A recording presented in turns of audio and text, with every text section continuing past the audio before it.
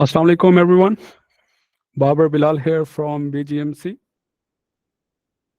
Firstly, I would like to welcome all of you on board, and I believe we will be starting the session with a brief introduction, and the rest of the candidates will be joining us shortly as well. So, I believe most of you professionals, you have been associated with one way or another with our company through either of our certification program, whether it be Lean Six Sigma, ISO Lead Auditor, Health and Safety, Supply Chain Management, or Project Management. And now our company is very much pleased to introduce and step into the new domain of business analytics as we are working with the B2B and B2C clientele across the world. And currently, we are executing some very top notch governmental projects in Australia, for which I am in Australia at the moment. And likewise, our team also actively involved in the Pakistan and Vietnam and Qatar. So I am very much pleased to see the active participation from the participants, and this will encompass a step of the series. Like this is our first session pertaining to the business analytics, and it will go from first session to the second, and we have developed 7 different master classes which will span across this specific fundamental of business analytics. और इसके अंदर you will be getting a complete clarity कि किस तरीके से आप चाहे किसी भी प्रोफेशन के अंदर किसी भी सेक्टर के अंदर काम कर रहे हैं, whether you are working in a like product oriented organization or a service oriented organization in a private sector or the public sector. This specific business analytics masterclass and the program is going to be of humongous value for you in the long run. और इस course की जो accreditation है, that is also from the very top notch institution of Skill Development Council Canada, and we are also getting some of the different micro accreditation from that institution as well. So before getting started, I just want to give you a brief introduction to those participants who are joining us as a new faces. Our company BGMC is being at the moment currently involved across the multiple domains. We are working with the Cisco as well. We are working across Lean Six Sigma, health and safety, project management, supply chain management, and we are one of the very unique kind of organization in the history of Pakistan who has so many accreditation under one banner. Like we are the direct accredited partner of International Lean Six Sigma Institute England, Exemplary Global America, Council of Six Sigma USA, and NIBOSH, Otham, our recent accreditation which are in the pipeline out of IOSH and Cisco as well. So these are some of the top-notch institutions, and we are now launching a very, you can say, a massive level of free masterclass series, which will be spanning across all of these different domains. And I believe you will be getting a massive value out of it. So we will be sending our website link in this chat box as well. But just to give you an idea for the today's masterclass will be headed by Mr. Abdul Hanan. He's a certified Lean Six Sigma black belt as well, and he's a certified data analyst as well. And he has been working with our company across some different training and consulting assignments as well at the moment. And he will be leading this specific domain. And all of you professionals who are a part of this specific session and the session which will come along after this specific one, you will be receiving the accredited certificate for each of the masterclass, which will be globally verifiable through our portal as well. And following the completion of these masterclasses, we are planning to launch a boot camp pertinent to the business analytics, for which we have been getting a tremendous demand for the past couple of months. So if you have any specific query pertinent to our organization portfolio, then you can contact me directly or any of our team member, and I will be happy and honored to respond to you. But for today's session, I would like to now hand over to Mr. Hanan, and he will be giving his introduction. Then he will be acknowledging you regarding the key learning outcomes of why we are here in this masterclass today. Because business analytics is a need of the time, and he will be giving you parameters and variables from which you can then start comprehending that how you can start incorporating these elements into your existing job description. So over to you, Abdul Hanan. Please proceed. Thank you very much, Mr. Bilal, for this opportunity. As myself, Abdul Hanan, I am currently working as a lecturer at Punjab University, and I am also an industrial engineer, and I have a sound experience in the industry as well. I have been working in this data field since 2020 after the breakthrough of कोविड-19। तो उसके बाद जो है जिस तरह से data evolve हुआ वो सबके सामने है, जिस तरह से डाटा की इम्पोर्टेंस बनी वो भी के सामने है। इस वेबिनार के अंदर हम उसी चीज़ को देख रहे होंगे कि हम सेल्स और मार्केटिंग के अंदर किस तरह से डाटा को यूज़ कर सकते हैं, किस तरह से डाटा की बेस के ऊपर डिसीजन मेकिंग कर सकते हैं। क्योंकि अगर हम डाटा की बेस पे डिसीजन मेकिंग नहीं करते तो जो डिसीजन मेकिंग पहले चल रही थी एक्सपीरियंस बेस पे, तो उसके अंदर जो है फ्लॉज़ जो हैं वो उसी तरह ही रहेंगे। तो इसी वजह से आप देखें जो डाटा है, डाटा जो इवॉल्व हुआ वो लास्ट 2-3 ईयर्स के अंदर जो है आपका 90% डाटा जो है इवॉल्व हुआ है। तो इसी वजह से है उसके अंदर डिफरेंट आपकी डोमेन्स आ रही हैं, जितना डिफरेंट टाइप का डाटा आपके पास सामने आ रहा है, कुछ न्यूमेरिक फॉर्म में है, कुछ टेक्स्ट फॉर्म के अंदर है। और वो जो टेक्स्ट फॉर्म का डाटा है वो सबसे ज़्यादा इम्पोर्टेंट है मार्केटिंग और सेल के हिसाब से। क्योंकि लोग जो अपने कमेंट्स दे रहे हैं, फीडबैक्स दे रहे हैं, वो हमेशा टेक्स्ट फॉर्मेट में होगा, कभी भी नंबर फॉर्मेट के अंदर नहीं दिया जाता। तो उसको किस तरह से इनसाइट्स उसमें से किस तरह से एक्सट्रैक्ट किए जाते हैं, उसके बारे में थोड़ी-सी बात करेंगे। हम डिजिटल वर्ल्ड के अंदर किस तरह से स्लिप इन कर सकते हैं, किस तरह से हम सस्टेन कर सकते हैं, उसके बारे में हम थोड़ी-सी बात करेंगे। तो सेशन स्टार्ट करने से पहले मैं सब लोगों से इफ पॉसिबल तो अब वेबकैम अगर आप ओपन कर लें तो हम एक ग्रुप फोटो यहाँ पे कर लें for this session.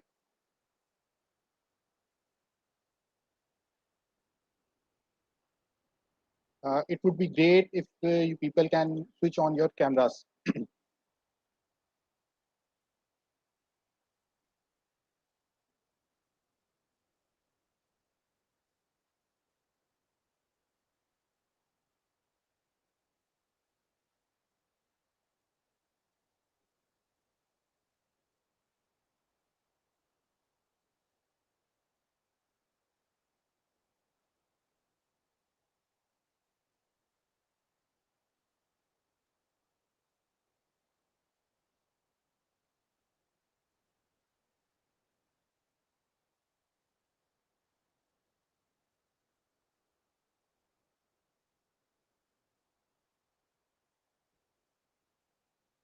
Mr. Bilal, I think so we will continue the session. Yes, please proceed. Okay, thank you.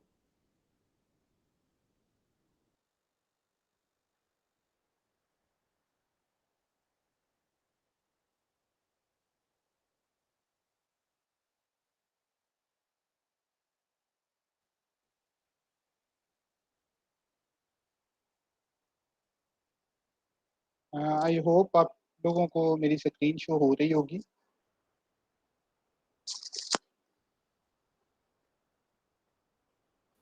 Yes, all Can good. anyone please confirm? All good. Okay. The first webinar is related to the unlocking business potential with sales and marketing analytics. आज के दौर में जैसे मैंने आपको पहले बताया कि हम हर चीज़ की एनालिटिक्स की बात कर रहे हैं, हर चीज़ के एनालिसिस की बात कर रहे हैं कि हमारे पास जो है अगर कोई सेल का बंदा आ रहा है तो वो पूछ रहा है कि कितनी सेल्स हुई। अब सेल्स के अगेंस्ट आपकी परफॉर्मेंस देखी जा रही है, मार्केटिंग के अंदर कितने बंदे आ रहे हैं, कितने लोग जो है वो मार्केटिंग कर रहे हैं, क्या मार्केटिंग कर रहे हैं, कौन-कौन सा मीडियम यूज़ किया जा रहा है मार्केटिंग के लिए। तो वो सारी चीज़ें आपकी आती हैं सेल्स एंड मार्केटिंग के अंदर। और वो सारी चीज़ें किसके साथ रिलेट कर रही हैं एनालिटिक्स के साथ। तो आज के जो आपके मेन टेक अवेज़ होंगे उसके अंदर आप डाटा ड्रिवन डिसीजन मेकिंग के बारे में देखेंगे कि data driven decision making actual होती क्या है। उसके बाद जो है मार्केटिंग एनालिटिक्स की हम बात कर रहे हैं, हमने ये वेबिनार अरेंज किया, ये सेशन अरेंज किया, तो मार्केटिंग एनालिटिक्स एक्चुअल है क्या चीज़? उसके बाद फिर हम सेल्स एनालिटिक्स की बात कर रहे होंगे, फिर हम जो है वो टूल्स देखेंगे कि हम एनालिटिक्स के बारे में टूल्स कौन से देख सकते हैं। और इसी सेशन में हम ये भी देखेंगे कि आपका सेल्स और मार्केटिंग किस तरह से आपके बिज़नेस को अपलिफ्ट कर सकता है, किस तरह से आपके बिज़नेस के डिसीजन मेकिंग को बेहतर कर सकता है। उसके लिए भी जो है कुछ की पॉइंट्स हैं जो कि हम डिस्कस करेंगे during this session. At the end of this session, we will discuss about the competitive advantages of the business analytics और marketing analytics and sale analytics. Basically जब हम बिज़नेस सेल्स के एनालिटिक्स की बात कर रहे हैं या हम मार्केटिंग एनालिटिक्स की बात कर रहे हैं या कस्टमर एनालिटिक्स की बात कर रहे हैं, तो इन सब का मतलब है कि हम बिज़नेस एनालिटिक्स की बात कर रहे हैं। बिज़नेस एनालिटिक्स क्या है? अब अगर हम बिज़नेस की बात करें, तो बिज़नेस है कि आपने किस तरह से प्रॉफ़िट जनरेट करना है, किस तरह से रेवेन्यू जनरेट करना है, कोई चीज़ आपने सेल करनी है और उसके अगेंस्ट आपको जो रेवेन्यू जनरेट होगा, that is the business. Business जो है वो आपका सर्विसेज फॉर्म में भी हो सकता है, बिजनेस आपका प्रोडक्ट फॉर्म में भी हो सकता है, बिजनेस आपका थर्ड पार्टी की फॉर्म में भी हो सकता है। आप एज ए सप्लायर भी काम कर सकते हैं, semi finish services, semi finish parts जो है वो आप सप्लाई कर सकते हैं। तो ये सारे बिजनेस के पार्ट हैं। और इस पूरे बिजनेस को जो है हम सप्लाई चेन के साथ बात कर सकते हैं कि सप्लाई चेन, क्योंकि सेल्स एंड मार्केटिंग बहुत ज़्यादा जगह पे आपने देखा होगा, सेल्स एंड मार्केटिंग की जब बात की जाती है तो वो एक ही अम्ब्रेला के अंदर आ रही होती है, और बहुत सारी इंडस्ट्रीज के अंदर एक ही डिपार्टमेंट, एक ही हेड जो है सेल्स को भी डील कर रहा होता है और मार्केटिंग को भी डील कर रहा होता है। लेकिन उसका अल्टीमेट गोल क्या है कि आपने अपना जो ऑब्जेक्टिव है, बिजनेस का जो ऑब्जेक्टिव है, जो रेवेन्यू आपने जनरेट करना है, उसको आपने कैसे मैक्सिमाइज करना है। कुछ केस स्टडीज हम डिस्कस करेंगे यहाँ पे। अच्छा, तो सबसे पहले हम लोग बात करते हैं, जैसे मैंने आपको स्टार्ट में बताया कि हम डाटा ड्रिवन डिसीजन मेकिंग की बात कर रहे हैं। तो डाटा ड्रिवन डिसीजन मेकिंग के तो हमने कह दिया जी ये एक चीज़ है जिसकी बेस पे हम बात कर रहे हैं। क्या हम मैं आप लोगों से एक क्वेश्चन पुट करता हूँ यहाँ पे कि क्या डाटा ड्रिवन, डाटा की बेस के ऊपर हम डिसीजन कर सकते हैं? If anyone wants to give the answer of this question, data की बेस के ऊपर हम डिसीजन कर सकते हैं या किसी और बेस के हम जो है डिसीजन मेकिंग कर रहे होते हैं? Data, when processed into information, then it will become relevant for your decision making. Otherwise, raw Ex- form data is so subjective that it will create a lot of hurdles while taking decisions. Exactly that's a point कि जब तक हम इसको transform नहीं करते, जब तक हम इसमें से इंसाइट्स नहीं निकालते, क्योंकि आप देखें आपका जीटा बाइट और पीटा बाइट और एक्साबाइट की फॉर्म के अंदर आपके पास डाटा पड़ा हुआ है, लेकिन जब तक आप उसको अपने टारगेट के हिसाब से यूज नहीं कर सकते, आप उसको जो है इंसाइट्स नहीं निकाल सकते, उसमें से इंफॉर्मेशन नहीं निकाल सकते, तो आप उसको डिसीजन मेकिंग के अंदर यूज नहीं कर सकते। इसी वजह से जब हम इसके प्रोसेस को देखते हैं तो सबसे पहले हमारा काम होता है डाटा कलेक्शन का। अब ये डाटा कलेक्शन किस तरह से की जाती है, क्या की जाती है, ये खुद एक पूरी डोमेन है। उसके बाद हम उसमें से एक्सट्रैक्ट क्या करते हैं, क्या करना चाह रहे हैं, उसके लिए हमें क्वेश्चन चाहिए होता है। हम क्वेश्चन हमारे पास होगा तो हम कुछ ना कुछ इसमें से इंसाइट्स निकाल सकते हैं। जब ये चीजें निकल आती हैं तो वो क्या चीज बन जाती है, इंफॉर्मेशन बन जाती है। अब डाटा और इंफॉर्मेशन के अंदर जो है डिफरेंस ये है कि जब डाटा हमारा है रॉ फॉर्म के अंदर, वो पड़ा हुआ है, वो चाहे आपके पास जो है किसी भी फॉर्म के अंदर डाटा है, वो टेक्स्ट फॉर्म के अंदर है, नंबर फॉर्म के अंदर है, जब तक वो एक्सट्रैक्टर आप अप्लाई करके, फंक्शन अप्लाई करके आप उसको जो है इंफॉर्मेशन में कन्वर्ट नहीं करते, आप इसके ऊपर डिसीजन मेकिंग नहीं कर सकते। दिस इज द प्रोसेस कि हम किस तरह से डाटा से डिसीजन मेकिंग तक जाते हैं। और इसी चीज को हम डाटा ड्रिवन डिसीजन मेकिंग कहते हैं कि डाटा इज द ड्राइव, और इसकी बेस के ऊपर हम जो डिसीजन मेकिंग कर रहे हैं, जो बिजनेस चला रहे हैं, और इसके लिए जो है आपको 2 से 3 टर्म्स मिलेंगे। एक तो डाटा ड्रिवन डिसीजन मेकिंग खुद एक टर्म है, फिर 3DM की एक टर्म यूज की जाती है, फिर ट्रिपल DM की एक टर्म यूज की जाती है, जिसको आप जो है डिफरेंट बिजनेसेस के अंदर आपको डिफरेंट जो है टर्म्स सुनने को मिलेंगी। तो अगर हम डाटा ड्रिवन, अब हमने ये समझ लिया कि डाटा से हम डिसीजन तक चले गए, इसके अंदर जो है हमारे पास कुछ मीडिएटर्स आ रहे हैं, कुछ स्टेप्स आ रहे हैं, प्रोसेसेस आ रहे हैं, जिसकी बेस के ऊपर हम डिसीजन मेकिंग तक जा रहे हैं। तो डाटा ड्रिवन डिसीजन मेकिंग को हम किस तरह से डिफाइन करेंगे, वो होगा is a strategy approach that relies on analysing. Analysing क्या है कि पहले आपने करना क्या है, जो आपने क्वेश्चन एक पुट किया, अगर हम दोबारा बात करें, यहाँ पे जो एक्सट्रैक्टर है, एक्सट्रैक्टर किस बेस पे किया गया, दैट इज योर क्वेश्चन। अब उस क्वेश्चन की बेस के ऊपर जब आप डाटा की को इकट्ठा करके उसको एनालाइज करते हैं, एनालाइज भी तब तक नहीं आप कर सकते जब तक कि आपके पास इंटरप्रिटेशन नहीं है। आप इंटरप्रेट नहीं कर पा रहे तो आपका डाटा जो है वो यूजलेस है। एनालिसिस के लिए जो है इंटरप्रिटेशन होना बहुत ज़रूरी है, और वही चीज़ आपकी डिसीजन मेकिंग की तरफ लेके जाती है। जैसे मैंने आपको बताया, जो आपकी इन्फॉर्मेशन मिलती है, अगर हम दोबारा उस फ्लो को देखें, तो यहाँ से जो इन्फॉर्मेशन आपके पास मिल रही है, ये इन्फॉर्मेशन क्या कर रही है? इन्फॉर्मेशन को आप इंटरप्रेट करेंगे तो आप जो है डिसीजन मेकिंग तक जा सकते हैं। This is the flow, this is the flow of information. This is the way you can make your business decisions based on your data. और इसी वजह से आप जो है क्या कर रहे हैं, आप मल्टीपल डोमेन्स के अंदर देख रहे हैं, यहाँ पे जो प्रोफेशनल्स हैं वो इस चीज़ को देख रहे होंगे कि आप किस तरह से मल्टीपल आपके पास आ रहे हैं, जो इनसाइट्स आ रहे होते हैं। लेकिन आपने अपना ऑब्जेक्टिव जो सेट किया हुआ था स्टार्ट पे, जो आपने जो है स्टार्ट में एक क्वेश्चन पुट किया था कि मुझे इस चीज़ का आंसर चाहिए, उसी की बेस के ऊपर आपने अपने एनालिसिस परफॉर्म करके देखने होते हैं, और उसी चीज़ को हम कहते हैं डाटा ड्रिवन डिसीजन मेकिंग। अच्छा जी, बेनिफिट्स क्या-क्या हैं? ट्रांसपेरेंसी होती है। अब ट्रांसपेरेंसी कैसी होती है? एनीवन अगर कोई अपना इनपुट देना चाहे यहाँ पे, ट्रांसपेरेंसी एंड अकाउंटेबिलिटी किस तरह से हम कर सकते हैं? क्या फायदा होगा हमें डाटा ड्रिवन डिसीजन मेकिंग करने का? Anyone wants to give his suggestion? अच्छा जी, हम बात करते हैं ट्रांसपेरेंसी की और अकाउंटेबिलिटी। ट्रांसपेरेंसी क्या है कि आपके पास जब एक्चुअल डाटा आ रहा है, आपने उसके ऊपर डिसीजन मेकिंग की। इसके अंदर क्या है कि आपके पास सारी चीजें आपके पास क्रिस्टल क्लियर है। अगर हम परफॉर्मेंस की बात कर रहे होते हैं, हम केपीआईज बना रहे हैं, हम बैलेंस स्कोर कार्ड्स बना रहे होते हैं, वो क्यों बना रहे होते हैं? ताकि सबके सामने जो है 360 डिग्री एवेल्युएशन कर रहे होते हैं, सारों के सामने एक चीज सामने हो, डैशबोर्ड सामने बना हो, सारी चीजें आपके सामने रियल टाइम चल रही हो। दिस इज द रीजन कि हम ट्रांसपेरेंसी और अकाउंटेबिलिटी की बात कर रहे होते हैं based on data driven decision making. अगर हम बात करते हैं कॉन्टिन्यूस इंप्रूवमेंट, अब कॉन्टिन्यूस इंप्रूवमेंट का कॉन्सेप्ट कहाँ पे आता है कि हमारे पास एक चीज आ गई, हमने रिजल्ट्स लिए, उसमें हम देखा कि हमें हमारे पास कहाँ पे लूप होल्स थे, कहाँ पे गैप्स आ रहे थे, उस चीज की बेस के ऊपर हमने क्या किया, हमने फर्दर उस चीज को इम्प्रूव किया, डाटा को इम्प्रूव किया, हमने जो है उसके जो है प्रोसेसेस को इम्प्रूव किया, प्रोसेस की ऑप्टिमाइजेशन की, उसकी बेस पे हमने फर्दर उसकी जो है डिसीजन मेकिंग की, डिसीजन मेकिंग करके उसके हिसाब से हमने स्ट्रेटजीज को चेंज किया, उसकी फंक्शनल स्ट्रेटजीज को चेंज किया। उसके बाद जो है हम फिर दोबारा उसके ऊपर प्रोसेस करते हैं, उसके दोबारा इंसाइट्स लेते हैं और ये एक लूप चलता रहता है, एक सर्कल चलता रहता है। इस वजह से अगर आपके पास डाटा नहीं होगा, अगर आपके पास डिसीजन मेकिंग नहीं होगी, आप उसको कंटिन्यूअस इंप्रूवमेंट की तरफ नहीं लेके आ सकते। इसके बाद हम बात करते हैं इम्प्रूव बिजनेस। ये आपका जो पॉइंट है, ये प्रीवियस पॉइंट से लिंक्ड है। कि किस तरह से लिंक है? अगर आपके पास अच्छे जो है आपने रिजल्ट्स ले लिए, आपने रियल वर्ल्ड डाटा लेके उसके ऊपर एनालिसिस करके, इंटरप्रिटेशन करके एक दफा आपने बेंचमार्क कर दिया कि this is our target. Like हर दफा जब हम केपीआई बना रहे होते हैं या बैलेंस स्कोर कार्ड बना रहे होते हैं, हम टारगेट सेट करते हैं जी, इस दफा हम 85% को टारगेट रखेंगे, नेक्स्ट टाइम जो है आप 87% को टारगेट करते हैं। वो जो आप सेटिंग कर रहे हैं वो आपकी डाटा के बेस के ऊपर है। और वो जब आप इम्प्रूवमेंट कर रहे होते हैं, कॉन्टिन्यूस इम्प्रूवमेंट का जो मैंने कॉन्सेप्ट बताया, तो जब आप इम्प्रूवमेंट कर रहे होते हैं तो इम्प्रूवमेंट की बेस के ऊपर आपकी आउटकम्स ऑटोमेटिकली इंक्रीज करती हैं, बेहतर होती हैं, इम्प्रूव करती हैं। रीजन कि या तो आप कॉस्ट को कम कर रहे हैं, या आप अपने प्रॉफिट को बढ़ा रहे हैं, या आप अपने इनपुट को बेहतर कर रहे हैं, या आप अपने आउटपुट को बेहतर कर रहे हैं। तो ये सारी चीजें जो हैं ये आपकी बेस किस पे कर रही होती हैं? डाटा के ऊपर। अच्छा जी, ऑपरेशन ऑप्टिमाइजेशन।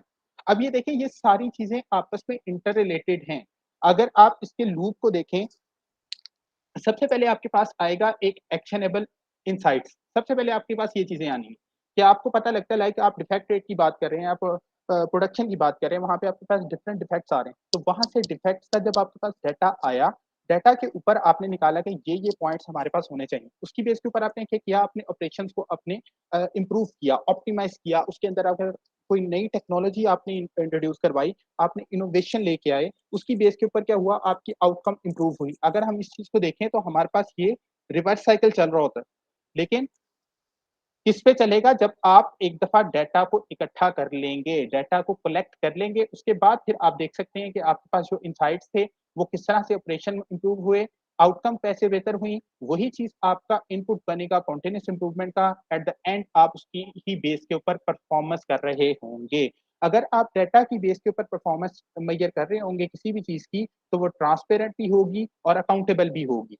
कोई भी आपको जो है काउंटर नहीं कर सकता अगर आप उसको एक्चुअल डाटा के ऊपर बात कर रहे होते हैं। बाद में हम बात यहाँ पे ना एक हम केस स्टडी की बात करते हैं। जैसे मैंने पहले भी आपसे बात की थी कि हम कुछ केस स्टडीज को डिस्कस कर रहे होंगे। तो यहाँ पे वॉलमार्ट ने एक दफा अपनी एक केस डाटा कलेक्ट किया कि हम देखें हमारे पास कौन सी बेहतर चीजें आ रही, कौन सी चीजें ज्यादा सेल हो रही हैं फ्लोरिडा के अंदर। तो जब उन्होंने सोचा कि हमारे पास जो है या तो बैटरीज हो सकती हैं, या हमारे पास जो है वाटर बॉटल्स हो सकती हैं, उन्होंने जो है कुछ लोग अपने, जैसे मैंने आपको मार्केटिंग की बात की थी ना, तो कुछ लोग अपने जो है उन्होंने मार्केट में छोड़ दिए और वो कलेक्ट कर रहे हैं, डाटा कर रहे हैं। उन्होंने कुछ टाइम के बाद जब डाटा कलेक्ट किया तो उनको पता लगा कि हमारा जो हम सोच रहे थे उसमें से कोई भी चीजें ऐसी नहीं थी कि जो हमारे हॉट प्रोडक्ट बने, हॉट सेलिंग प्रोडक्ट बने।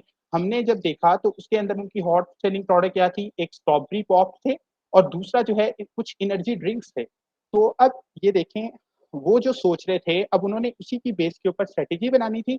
लेकिन अगर जब उन्होंने डाटा कलेक्ट किया, डाटा कलेक्ट करने के बाद उनको पता लगा नहीं, ये अगर हम प्रोडक्ट बनाते हैं तो हमारी हॉट सेलिंग होगी और इसी की बेस के ऊपर हम अपनी इन्वेंट्री जनरेट करेंगे।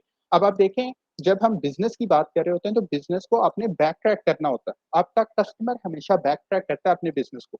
कस्टमर ने कहा जी हमें एनर्जी ड्रिंक्स चाहिए या हमें स्ट्रॉबेरी पॉप्स चाहिए, तो आप उसी की बेस के ऊपर अपना रॉ मटेरियल भी इकट्ठा कर रहे होंगे, उसी के हिसाब से सप्लायर भी देख रहे होंगे, उस हिसाब से आप प्रोसेसेस भी देख रहे होंगे। तो अगर आप दोबारा उस फ्लो चार्ट को देखें तो क्या हुआ, आपके पास एक्शनेबल इनसाइट्स निकले कि आपको स्ट्रॉबेरी पॉप्स चाहिए या आपको जो है एनर्जी ड्रिंक्स चाहिए। उसके हिसाब से आपने ऑपरेशंस या प्रोसेस को इम्प्रूव किया, ऑप्टिमाइज किया। आपने जो है जिस चीज़ का रॉ मटेरियल आपको ज़्यादा चाहिए था, आपने उस हिसाब से अपनी कैटेगराइज़ करनी कि ये प्रोडक्ट जो है हमारी हॉट सेलिंग है, इससे रिलेटेड जो हमारे पास रॉ मटेरियल होगा, हम इसको यूज़ करेंगे। उसी की बेस पे ऊपर क्या हुआ, आपकी आउटकम बेहतर हो गई। आउटकम कैसे बेहतर हो गई? आउटकम इस तरह से बेहतर हो गई, आपकी चीज़ें ज़्यादा बिकना शुरू हो गई। आपका जो शेल्फ लाइफ थी प्रोडक्ट की, वो शेल्फ में पड़ी जो आपकी इन्वेंट्री बन रही थी, जो आपको कॉस्ट कर रही थी, वो कम हो गई। उसके बाद जो फर्दर आप जो है इसको फर्दर अगर डाटा को ऐड करते जाएँगे और जैसे-जैसे आपका डाटा बढ़ता जाता है, आपकी कॉस्ट कम होती जाती है। आपकी जो इन्वेस्टमेंट कॉस्ट है वो कम होती जाती है, जैसे क्योंकि आपकी वेरिएबिलिटी और चांसेस ऑफ रिस्क और अनसर्टेनिटी कम होता जाता है जैसे-जैसे आप अपने डाटा को इम्प्रूव करते जाते हैं, डाटा बढ़ाते जाते हैं।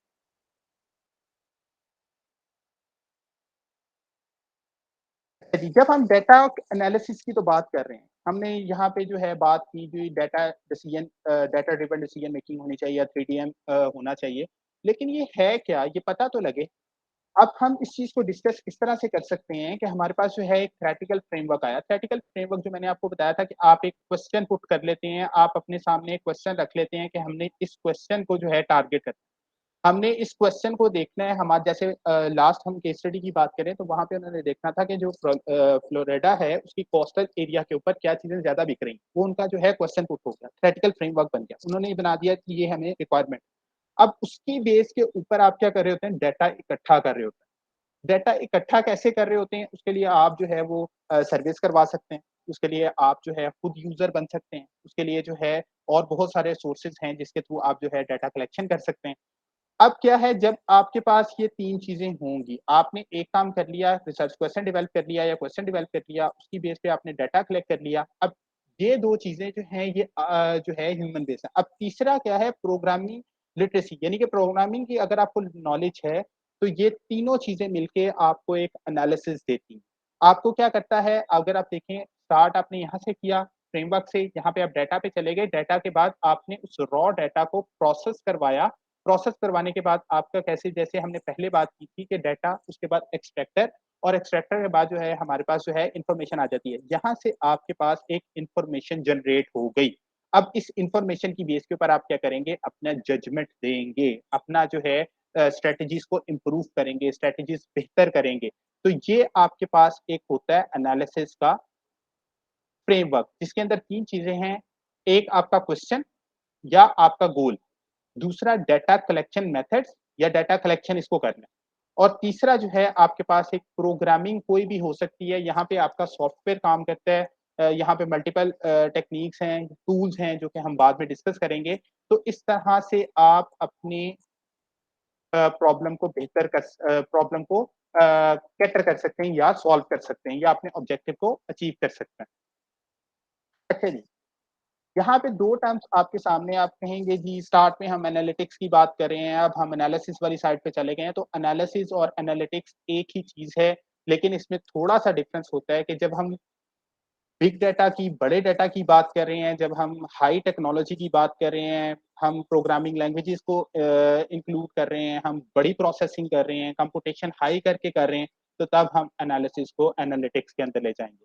बात आपकी यहाँ पे एनालिसिस के भी अंदर वही होती है, एनालिटिक्स के अंदर भी वही होती है। एनालिसिस जो है वो आपकी एक पुरानी टेक्नीक थी, एनालिटिक्स जो है एक नई टेक्नीक है। इसके अंदर डिफरेंस क्या है, जब आप एग्ज़ामिन करते हैं, इंटरप्रेटिंग करते हैं, मेक सेंस ऑफ डाटा, यही काम आप एनालिटिक्स के अंदर भी कर रहे होते हैं। लेकिन वहाँ पे डिफरेंस कहाँ पे आता है, जब आप उसके अंदर एडवांस टेक्नोलॉजीज़ और टूल्स को यूज़ करते हैं, या जब आपने ज़्यादा डाटा कलेक्ट करना है। जैसे मैंने आपको बात की कि हम ज़्यादा डाटा को कलेक्ट क्यों कर रहे हैं, अपनी एक तो कॉस्ट उसके अंदर जो है बेहतर होती है, कॉस्ट कम हो जाती है। दूसरा ये है कि आपके जो चांसेस ऑफ रिस्क है, अनसर्टेनिटी है, वो कम हो जाते हैं।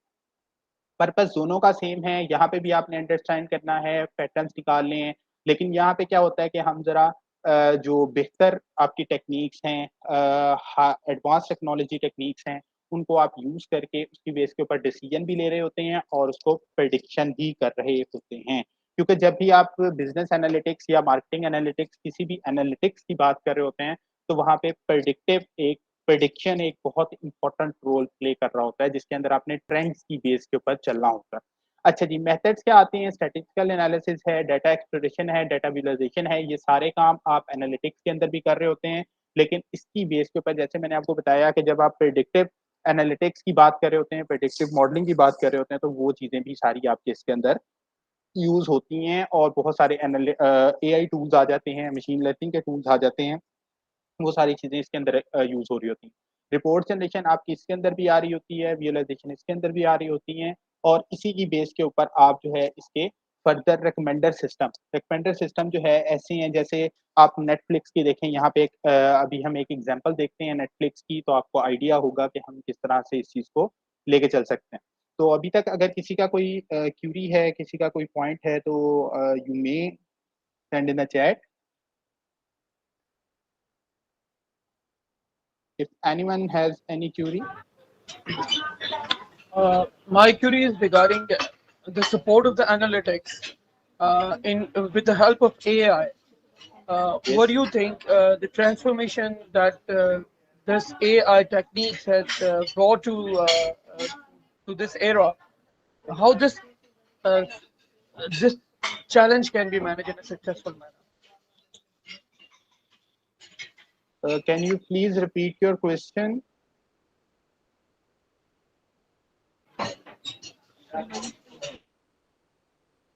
Sir, can you please repeat your question, Mr. Syed? I'm really sorry. I was just saying that how we can overcome the challenges of AI when you are Sir, talking about analytics. there is a noise at your background. Can you please type your question in the chat box? Okay, okay. अस्सलाम Basically, वालेकुम। basically, Hanan, the question is, Sayyid Abrar साहब जो पूछ रहे हैं, that is के keeping in an account the escalation in AI, कि AI जितनी तेजी से grow कर रही है, तो उसका इस पे क्या impact होगा pertinent to the business analytics? Yes. Sir जब हम बात करते हैं ना एआई टूल्स की, तो एआई टूल्स जो है वो क्या कर रहे हैं, वो आप एक उसको क्यूरी पुट कर रहे हैं, वो उसी की बेस के ऊपर उसी चीज़ को एनालिसिस करके, क्योंकि आपने मॉडल्स ट्रेन किए हुए हैं, we can work in the predictive modelling. जब आप प्रेडिक्टिव मॉडलिंग या रिकमेंडर सिस्टम की बात कर रहे होते हैं, तो आपको हर दफ़ा खुद नहीं बताना पड़ता। आप देखें, you may use YouTube and Netflix as I mentioned earlier, तो उसके अंदर क्या है कि उन्होंने अपने रिकमेंडर सिस्टम्स बना दिए हुए हैं। If you are interested some particular like TV show, तो जब वो टीवी शो को आप देख रहे होते हैं, तो आपको उससे रिलेटेड जितनी भी चीज़ें होती हैं, वो सारी जो है वो उसके अंदर आना शुरू हो जाती हैं।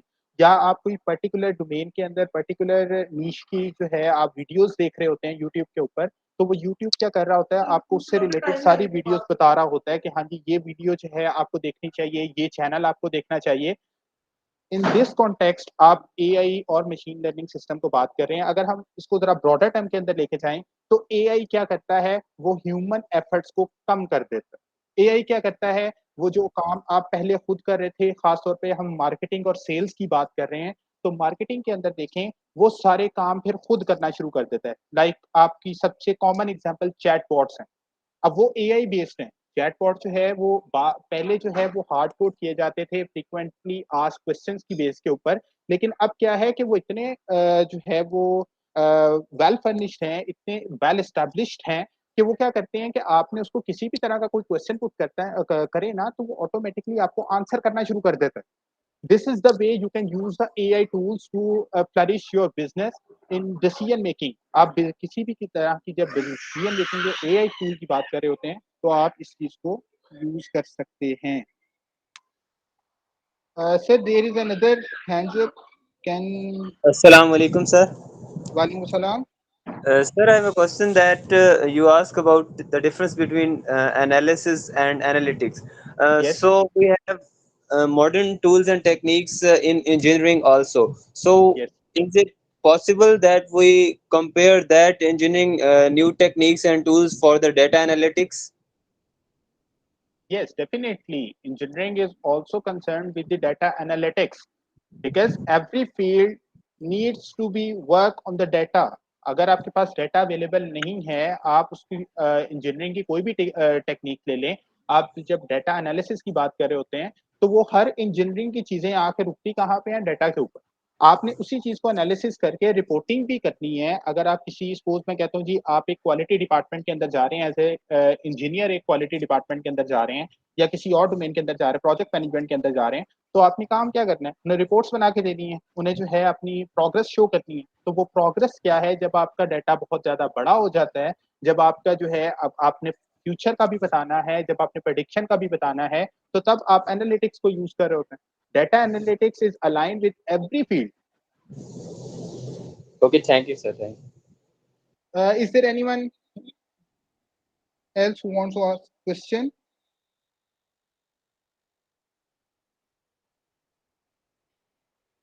Okay. Now we'll discuss about the marketing analytics. अब मार्केटिंग एनालिटिक्स की जब हम बात करते हैं तो ये मार्केट एनालिसिस से एक अगली चीज है जिसके अंदर हम, जैसे मैंने पहले बात की कि एनालिटिक्स को और एनालिसिस जो है ये दो मिलती जुलती टर्म्स हैं, लेकिन एनालिटिक्स जो है एक ब्रॉडर टर्म आती है, इसके अंदर जो है फर्दर चीजें भी आ जाती हैं। तो हम मार्केटिंग एनालिटिक्स में एंटर होने से पहले ये समझते हैं कि व्हाट इज मार्केटिंग इज। ठीक है, मार्केटिंग है क्या? मार्केटिंग क्या करती है? जब आप कोई भी काम कर रहे हैं, किसी भी चीज को आपने जब प्रमोट करना है, किसी भी चीज को आपने जो है बेचना है, तो उसके लिए आपको उसको शोकेस करना पड़ता है। आप जो है सबसे अच्छी प्रोडक्ट जो होगी उसको आप शोकेस करेंगे, सबसे अच्छी जो सर्विस होगी उसको शोकेस किया जाएगा। जैसे आप देख लें, हम कोका कोला की एग्जांपल देते हैं। कोका कोला जो है, अब पेप्सी और कोका कोला दो राइवल्स हैं, दो आपस में जो है वो शुरू से ही इकट्ठे चल रहे हैं, और जो है कोक का जो है बिजनेस जो है वो बहुत ज़्यादा है एज़ कम्पेयर टू पेप्सी। क्यों? वो अपनी मार्केटिंग के ऊपर बहुत ज़्यादा इन्वेस्ट कर रहे हैं। उन्होंने सब मीडिया यूज़ करने होते हैं फॉर द मार्केटिंग। लाइक वो डिजिटल मीडिया यूज़ कर रहे हैं, वो जो है बोर्डिंग बिल बोर्डिंग यूज़ कर रहे हैं, वो पैम्फलेट्स की बेस के ऊपर यूज़ कर रहे हैं, रेस्टोरेंट्स के अंदर ब्रांडिंग करवा के कर रहे हैं। तो वो जो आप इन्वेस्ट कर रहे हैं कस्टमर को कैप्चर करने के लिए, वो सारे काम जो हैं, वो सारी एक्टिविटीज़ जो हैं, वो आपकी मार्केटिंग के अंदर आती हैं। इसके अंदर अगर हम बात करें तो हमारे पास जो है वो 2 चीज़ें हैं, प्रमोट द बाइंग और सेलिंग ऑफ अ प्रोडक्ट और सर्विस। ये सिर्फ आपका स्पेसिफिक, बल्कि अब तो हाइब्रिड मॉडल आ गए हुए हैं। आप देखें कि जो भी प्रोडक्ट होगी उसका कस्टमर सर्विस सेंटर लाज़मी होगा, क्योंकि सर्विस आपको प्रोडक्ट के अगेंस्ट उनको देनी पड़ेगी। सपोज़ अगर आपने वारंटी क्लेम करनी है तो वो डायरेक्ट आप मैन्युफैक्चरर तक नहीं जा सकते। तो उन्होंने आपको एक गेटवे दिया हुआ है कि हाँ, आप यहाँ से एंटर हों और यहाँ पे अपनी क्यूरी को पुट करें, हम उसके हिसाब से आपको टारगेट करेंगे। तो ये सारी चीज़ें आपकी मार्केटिंग के अंदर आती हैं, और जितनी सर्विस आपकी अच्छी होगी, जितनी आपकी कस्टमर सर्विस अच्छी होगी, जितनी कस्टमर कैप्चरिंग अच्छी होगी, उतनी ज़्यादा चीज़ें आपकी सेल होंगी या परचेज़ होंगी फ्रॉम कस्टमर साइड। अब यही चीज़ आपकी अलाइन करेगी आगे सेल्स के साथ। अगर आप ये देखें तो यहाँ पे डिफरेंट मीडिया जो है, डिफरेंट स्ट्रैटेजीज़ जो हैं, डिफरेंट नेटवर्क्स जो हैं, वो आप मार्केटिंग के लिए यूज़ किए जाते हैं। जैसे मैंने आपको एक कॉमन एग्ज़ाम्पल दी, जो कि कोका कोला की स्ट्रैटेजी है कि आपने हर मीडिया को यूज़ कर, हर मीडियम आपने यूज़ करके आपने मैक्सिमम प्रोडक्ट सेल करनी है। तो वो क्या तरीक़ेकार होता है, वो एक स्ट्रैटेजी है, और बाकी बहुत सारी कंपनी और भी हैं जो इस जो स्ट्रैटेजीज़ को हैं वो फ़ॉलो कर रही होती हैं। अच्छा जी, अब वैल्यूएशन कैसे हुई? वैल्यूएशन जो है वो आपकी किस तरह से, पहले आप बात कर रहे थे प्रोडक्ट सेंट्रिक कि आपने बस प्रोडक्ट बेचनी। फिर आपने बात की कि हम कंज्यूमर, फिर हम मार्केटिंग 2.0 के, अब जो है एक टर्म यूज़ की जाती है इंडस्ट्री 4.0। अब वो इंडस्ट्री 4.0 सिर्फ एक जगह पे नहीं रह गई।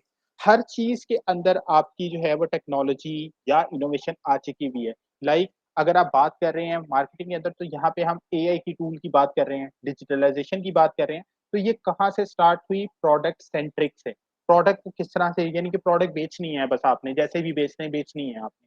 वही चीज़ फिर आई कंज्यूमर। कंज्यूमर को क्या चाहिए? कंज्यूमर जो है वो क्या रिक्वायर कर रहा है? कंज्यूमर की बेस के ऊपर आपने उस चीज़ों को लेना है। फिर ह्यूमन, अब ह्यूमन की रिक्वायरमेंट्स क्या हैं? अब आप पहले एनालिसिस कर लेते हैं, लाइक हम टेक्सटाइल सेक्टर की बात करते हैं, तो मार्केट का एनालिसिस किया जाता है। हर साल आपको एक नया डिज़ाइन नज़र आता है क्लोथिंग के अंदर, तो वो किस बेस पे है कि लोग क्या चाह रहे हैं। पहले क्या था कि कस्टमर को हमने बेस्ट प्रोडक्ट कैसे देनी है, लेकिन अब क्या है लोग चाह क्या रहे हैं। और जो मार्केटिंग 4.0 है ये आपका डिजिटल एरा है मार्केटिंग का, जिसके अंदर आपके पास डाटा की बेस के ऊपर सारी मार्केटिंग की जा रही है, जिसके अंदर सबसे कॉमन एग्जांपल आपकी डिजिटल मार्केटिंग या सोशल मीडिया मार्केटिंग है, जिसके अंदर आप क्या कर रहे होते हैं, आप सिर्फ कस्टमर को अट्रैक्ट कर रहे होते हैं कि आ जाओ हमारे पास जो है हमारी प्रोडक्ट ले लो, ले लो, ले लो, ले लो। तो वो सारी चीज़ें जो हैं ये आपकी आती हैं मार्केटिंग 4.0 के अंदर। अगर हम इनको कंपेयर करें, हमारे पास कुछ पैरामीटर्स हैं जिसकी बेस के ऊपर जो है हम मार्केटिंग 1 टू मार्केटिंग 4 कंपेयर कर सकते हैं। सबसे पहले हमारा कंसंट्रेशन क्या होता है कि प्रोडक्ट था, जैसे मैंने पहले बता दी, फिर हमारा कंज्यूमर आया, फिर मार्केट ओरिएंटेड है कि मार्केट जिसे होपफुली आप लोगों ने नीश मार्केट का एक कॉन्सेप्ट सुना होगा कि हम टारगेटेड ऑडियंस के हिसाब से चल रहे होते हैं या टारगेटेड प्रोडक्ट के हिसाब से चल रहे होते हैं कि हमने इस ऑडियंस को टारगेट करना है और उसी को बेचना है। लाइक अगर आप मोबाइल फ़ोन की बात करें, तो मोबाइल फ़ोन एक जब आप 18 इयर्स की एज तक एक चंक को देखेंगे तो वहाँ पे आपका सेलिंग ट्रेंड कुछ और होगा। बाकी अगर आप देखेंगे तो सेलिंग ट्रेंड कुछ और होगा। बाकी अगर आप देखेंगे सेलिंग ट्रेंड कुछ और होगा, तो ये सारी जो हैं आपके पीपल पे डिपेंड करती हैं कि आपका लोग क्या चाह रहे हैं। लेकिन जब हम करंट एरा की बात करते हैं जहाँ पे डिजिटलाइज़ेशन आ गई, यहाँ पे हमारा होता है कि हमारा जो प्रोडक्ट है वो लोगों के हिसाब से भी हो और उनका फीडबैक भी आए। जैसे हमने स्टार्ट में बात की थी कि हमारे पास जो है इनसाइट्स आती हैं, इनसाइट्स की बेस के ऊपर हमने अपनी स्ट्रैटेजीज़ को चेंज करके, प्रोसेस को ऑप्टिमाइज़ करके हम एक नई स्ट्रैटेजीज़ बना के कंटीन्यूअस इम्प्रूवमेंट वाली साइड पे चले जाते हैं। अच्छा, इसका एम क्या था? कि सिर्फ प्रोडक्ट आपने बेचनी है। दूसरा क्या था कि सैटिस्फैक्शन होनी चाहिए, डिफेक्ट फ्री प्रोडक्ट चली जाए, क्वालिटी प्रोडक्ट हो, आपका कस्टमर जो है लॉयल हो, रिटेंशन हो, ये चीज़ें। लेकिन जब आप तीसरे में आए कि आपने अपनी जगह कैसे बनानी है? जगह कैसे बनानी है मतलब कि आपने चीज़ों को बेहतर तरीके से किस तरह से सेल करना है। Making the world a better place, providing positive values कि आपको जो कस्टमर आपका चाह रहा है इसमें हम एक एग्ज़ाम्पल लेते हैं ग्रीन मार्केटिंग की। अब ग्रीन मार्केटिंग क्या है कि आपने अपनी जो वर्ड है, अपनी वर्ड को बेहतर किस तरह से बनाना है। वो ग्रीन आपकी मार्केटिंग के अंदर आता है, उसके अंदर आपने नेचुरल रिसोर्सेज़ को कम से कम यूज़ करना है, उसको जो है आपने उसके अल्टरनेटिव सर्च आउट करने हैं। तो वो सारी चीज़ें आपकी आ रही हैं मार्केटिंग 3.0 के अंदर। जब हम 4 के अंदर आते हैं, तो क्या है कि आपने नया कंटेंट किस तरह से लेके आना है, लोगों को किस तरह से अपना कंटेंट पहुँचाना है, लोगों को जो है डाटा की बेस के ऊपर डिजिटल वर्ल्ड के अंदर और ये कब इवॉल्व हुआ मेन इसका जो पॉइंट ऑफ ट्रिगर पॉइंट था, वो कोविड था। कोविड के बाद जो है ये चीज़ें आपने भी देखा होगा कि कोविड के बाद जो है आपकी ऑनलाइन शॉपिंग जो ऑनलाइन मार्केट है, मार्केट प्लेस की वर्थ बढ़ गई। वो उसकी जो पहले अगर वर्थ हम बात करते हैं जी सपोज़ हम बात करते हैं जी 1 मिलियन थी, अब वो जो है वो मल्टीप्लाई कर चुकी हुई है। क्यों लोग अब फिज़िकली इंटरैक्ट नहीं करना चाह रहे, रीज़न कि उनको डिजिटली वो चीज़ें मिल रही हैं जो कि उनको फिज़िकल जाके ढूँढनी पड़ती थी। तो इस वजह से आपकी जो डिजिटल मार्केट है, वो कहीं ज़्यादा बेहतर हो गई और यही टारगेट था मार्केटिंग 4.0 का या इन शॉर्ट इंडस्ट्री 4.0 का। अच्छा जी, forces enable the emergence of the concept industrial revolution यहाँ पे भी सारी वही चीज़ें हैं। इंडस्ट्रियल रेवोल्यूशन आया, उसने प्रोडक्ट बनाई, इंफॉर्मेशन टेक्नोलॉजी आई, तो उसने क्या किया लोगों को इंटरैक्ट करना शुरू किया, लोगों की अवेयरनेस बढ़ाना शुरू कर दी जिसे आप ग्लोबल विलेज का नाम देते हैं। लोग इंटरैक्ट करना शुरू हो गए दूसरी दुनिया के लोगों के साथ, दूसरे एरियाज़ के साथ, दूसरे डेमोग्राफिक एरियाज़ के साथ, उनको जो है वर्थ पता लगना शुरू हो गई चीज़ों की। उसके बाद जो है हम बात करते हैं न्यू वेव ऑफ टेक्नोलॉजी। अब फर्दर कंटिन्यूअसली अगर आप जैसे मैंने बात की डाटा की, इसी तरह अगर टेक्नोलॉजी की बात करें तो ये 2 टू 3 डेकेड्स की बात है, जिस जितनी तेज़ी के साथ आपकी टेक्नोलॉजी इवॉल्व की है। और आजकल हम बात कर रहे हैं डिजिटल इकोनॉमी की। डिजिटल इकोनॉमी का मतलब है आपकी पेपर फ्री करेंसी, यानी कि अगर आप पेपर फ्री करेंसी की बात करते हैं तो आपके पहले क्या है, पहले आप सिक्कों की फॉर्म में जो है वो ट्रेड कर रहे थे, फिर आप नोट की फॉर्म में आ गए और अब जो है आपका जो क्रिप्टो करेंसी की बात की जा रही है, डिजिटल वर्ल्ड की बात की जा रही है, वो क्या है कि आपका इंटरेक्शन बिल्कुल ही खत्म हो जाए। यानी कि आप नंबर में प्ले करें कि इतने इस लेवल में आपके अकाउंट में हैं, इस लेवल में आपने ट्रांसफर कर दिए, वो सिर्फ आपके पास नंबर्स होंगे, तो वो आपका है digital economy. The way perceive the market, mass customers, क्योंकि चीजें आपने बेचनी बेचनी है। This was the marketing 1.0, intelligent customer driven by reason and emotions.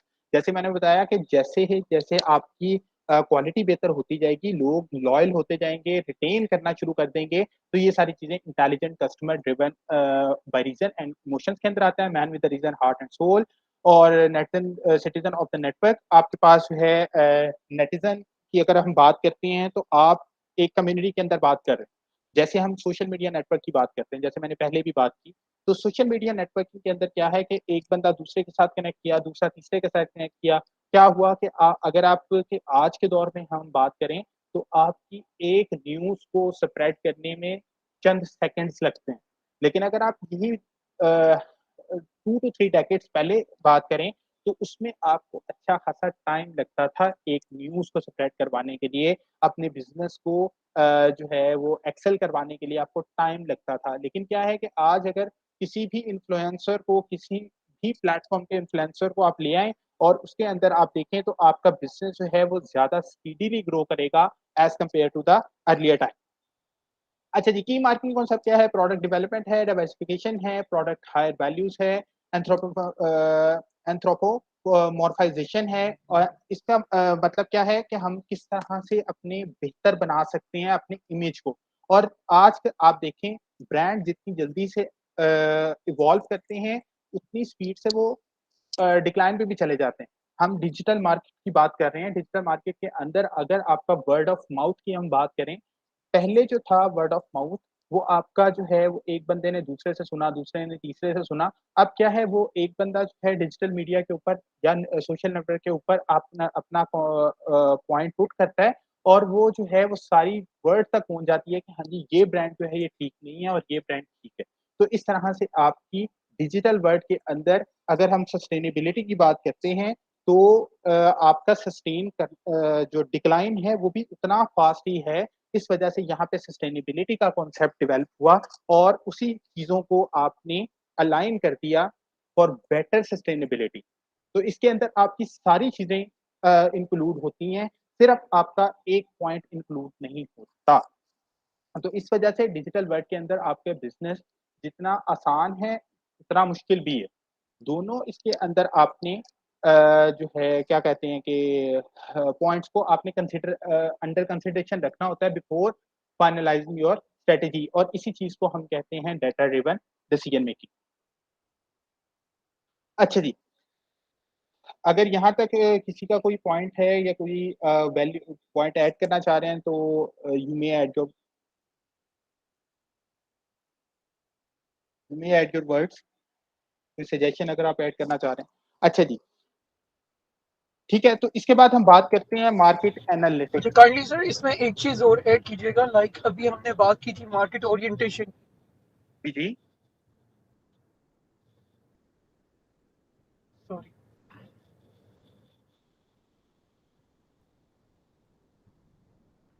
अच्छा सॉरी सर, मैं ये डिस्कस करना चाह रहा था कि जैसे मार्केट ऑफरिंग और मार्केट ओरिएंटेशन की आपने बात की है, तो मार्केट ओरिएंटेशन और मार्केट ऑफरिंग के कॉन्टेक्स्ट में हमें जो डिजिटलाइजेशन है या आर्टिफिशियल इंटेलिजेंस का जो कॉन्टेक्स्ट है वो किस जी तरह से असिस्ट कर सकता है कि हम अपनी मार्केट ओरिएंटेशन को और ज़्यादा बेहतर बनाएं।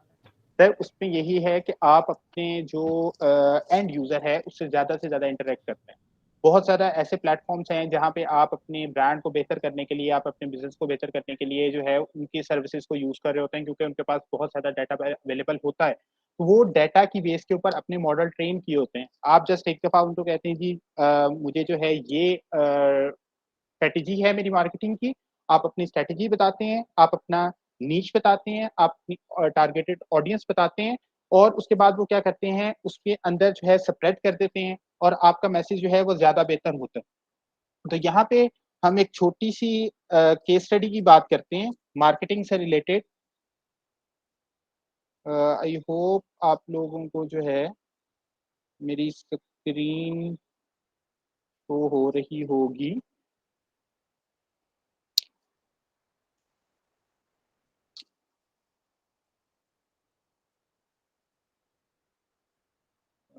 Just give me a second.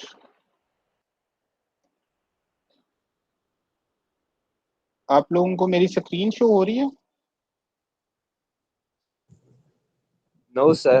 Issue है. It's issue.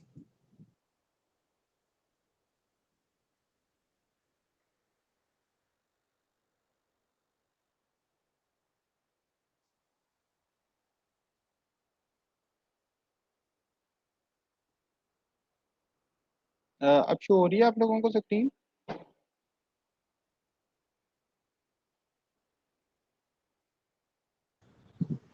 जी हो Yes. गया। ओके। अच्छा, तो ये देखें कि आपके सामने एक मार्केटिंग का जो है, जैसे अभी बात हो रही थी हमारी एआई के टूल को हम किस तरह से यूज कर सकते हैं या डाटा को किस तरह से यूज कर सकते हैं। ये आपके सामने ना एक स्टैटिक डैशबोर्ड नजर आ रहा है। हमारे पास ना डिफरेंट टाइप्स के डैशबोर्ड्स होते हैं, जिसमें कुछ स्टैटिक हैं। अब मैं आगे जाके आपको डायनामिक डैशबोर्ड भी दिखाऊंगा कि डायनामिक डैशबोर्ड किस तरह के होते हैं। तो आप ये देखें, यहाँ पे आपने बता दिया जी आपके सब्सक्राइबर इतने हैं। आप लोगों ने शायद ये डैशबोर्ड इस तरह का देखा हो, जिसके अंदर आपके पास जो यूट्यूब चैनल अगर किसी का है, तो यूट्यूब चैनल के अंदर आपके पास जो है वो सारा डैशबोर्ड बन के आ रहा होता है, वो रियल टाइम डाटा आपको बता रहा होता है। तो ये देखें, ये आपके पास जो है कुछ डाटा है, जिसके अंदर आपके पास इतने सब्सक्राइबर थे, और इसके बेस के ऊपर आप अपने देखना है कि आपने किस तरह से मार्केट को कैप्चर करना है। किस तरह से आपने देखें कि आप के थ्रू जो है इतने आपने भेजे, उसमें से ओपन इतने हुए, क्लिक्स इतने थे, बोनसेस इतने थे और अनसब इतने हुए। अब वो आपने रूट कॉज देखनी है कि ये जो 14 बंदे चले गए या 14 सब्सक्राइबर मेरे जो थे वो चले गए, वो क्यों गए? वो जो है वो आपका होता है, जैसे मैंने आपको स्टार्ट में बताया कि आप इनसाइट्स ले रहे होते हैं। इनसाइट्स की बेस के ऊपर आपने फर्दर डिसीजन मेकिंग करनी होती है। वो डिसीजन मेकिंग यही है कि कौन-सा जो मेरा अगर हम इस सारे टेबल को देखें, तो इस टेबल के अंदर आप देखें, आपका जो प्रॉमिस ऑफ रिस्पॉन्स सर्विसेज़ था वो सबसे ज़्यादा इफेक्टेड एरिया है। यानी कि आपके 103 जो सब्सक्राइबर थे, वो इस वजह से वापस चले गए क्योंकि आपकी प्रॉपर सर्विसेज़ नहीं थी। या आपकी जो कस्टमर सर्विस था, रिस्पॉन्स रेट था, या आपके पास जो आप कमिट कर रहे थे, वो आप उनको प्रोवाइड नहीं कर रहे थे। तो ये सारी चीज़ें आपको जो है बता रही होती हैं कि आपका जो है ये एरिया जो है वो वीक है। इसकी बेस के ऊपर आप अपने आप को इम्प्रूव कर सकते हैं, और इसी की बेस के ऊपर हम एआई टूल को किस तरह से इसके साथ अलाइन कर सकते हैं। एआई टूल को इस तरह से अलाइन किया जाता है, वो जैसे ही आपका ये वाला एरिया हिट करेगा, वो आप एक बेसलाइन सेट कर देते हैं कि मेरे पास ये बेसलाइन होगी, और इस बेसलाइन के हिसाब से वो फ़ौरन आपको इंडिकेट कर देगा कि इस एरिया को आपने इम्प्रूव करना है, और वो सजेस्ट करता है कि आप इसको इस तरह से इम्प्रूव कर सकते हैं, आप इसको इस तरह से इम्प्रूव कर सकते हैं, आप इसको इस तरह से इम्प्रूव कर सकते हैं। आपने फिर अपने जो लिमिटेशंस के हिसाब से कोई एक ऑप्शन सेलेक्ट करके उस एरिया को बेहतर करते हैं, और जैसे-जैसे मैंने आपको बताया डाटा आपके पास बढ़ता जा रहा है, डाटा बढ़ा, तो आपने क्या किया, अपनी बेसलाइन को चेंज कर दिया कि मेरी बेसलाइन जो है ये ज़्यादा टाइट हो जाएगी, और this is the concept of continuous improvement. इस तरह से आप अपनी चीज़ों को लेके चल सकते हैं। और इसके अलावा जो है आपके पास बहुत ज़्यादा ऑप्शंस होती हैं। मैं आपको जो नेटफ्लिक्स यूज़ कर रहा है, मैं उसका भी आपको एक डैशबोर्ड शो करवाता हूँ।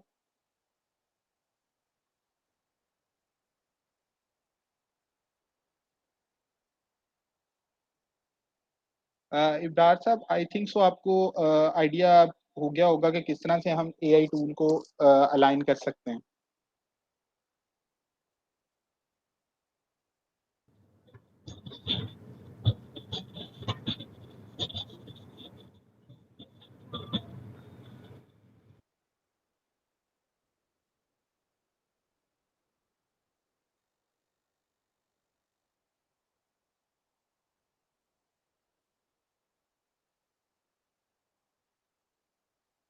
सर, आपको अब आइडिया हुआ है कि किस तरह से हम अलाइन कर सकते हैं इन चीज़ों को?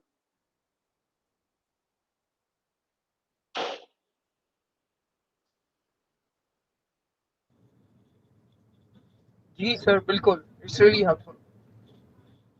सर, ये एक और टूल है जो कि आपका है ही सिर्फ डैशबोर्डिंग के लिए, जो कि हम जो है रियल वर्ल्ड की बात कर रहे होते हैं।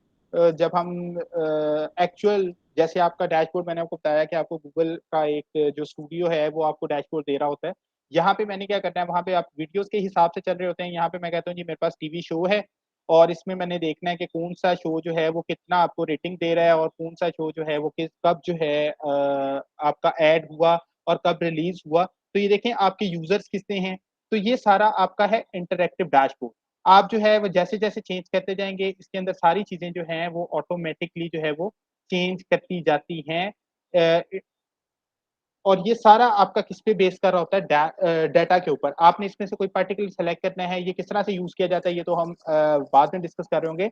लेकिन the purpose of this dashboard कि हमारे पास बहुत ज़्यादा ऑप्शंस हैं डैशबोर्ड की कि कौन से जो है चीज़ के अंदर हमारे मेल ज़्यादा इंटरेस्टेड हैं, कौन सी फीमेल ज़्यादा इंटरेस्टेड हैं और इसी बेस के ऊपर, इसी की हम देखते हैं, इसी इनसाइट्स की बेस के ऊपर हम डिसाइड कर रहे होते हैं कि हमने स्ट्रैटेजी कैसे बनानी है। और ये नेटफ्लिक्स क्या कर रहा होता है, इसी की बेस के ऊपर आपको रिकमेंड कर रहा होता है। अगर आप नेटफ्लिक्स यूज़र हैं, तो आपको आइडिया होगा कि जैसे ही आपने कोई पर्टिकुलर डोमेन का जो है आप देखते हैं, सीज़न देख रहे हैं या टीवी शो देख रहे हैं, तो वो आपको उसी से रिलेटेड कोई 6-7 और सजेस्ट कर देगा कि आप ये भी देखें, ये भी देखें, ये भी देखें, ये भी इसी से रिलेटेड हैं, लाइक फ़िक्शनल हैं या टेक्नोलॉजी बेस्ड हैं या जो है कोई किसी और डोमेन के अंदर हैं, तो वो सारी रिकमेंडेशन जो है वो आपकी इसी डाटा की बेस के ऊपर हो रही होती है।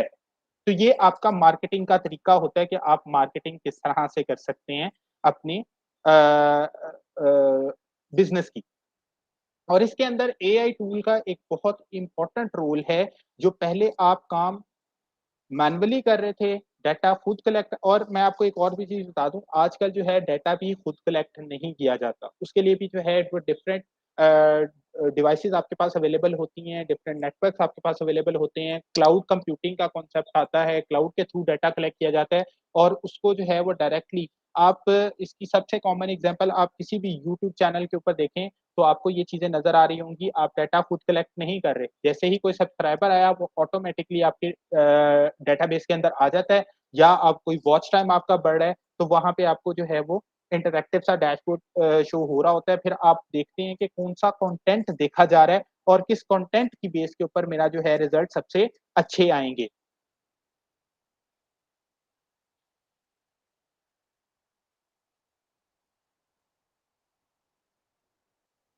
अच्छा जी।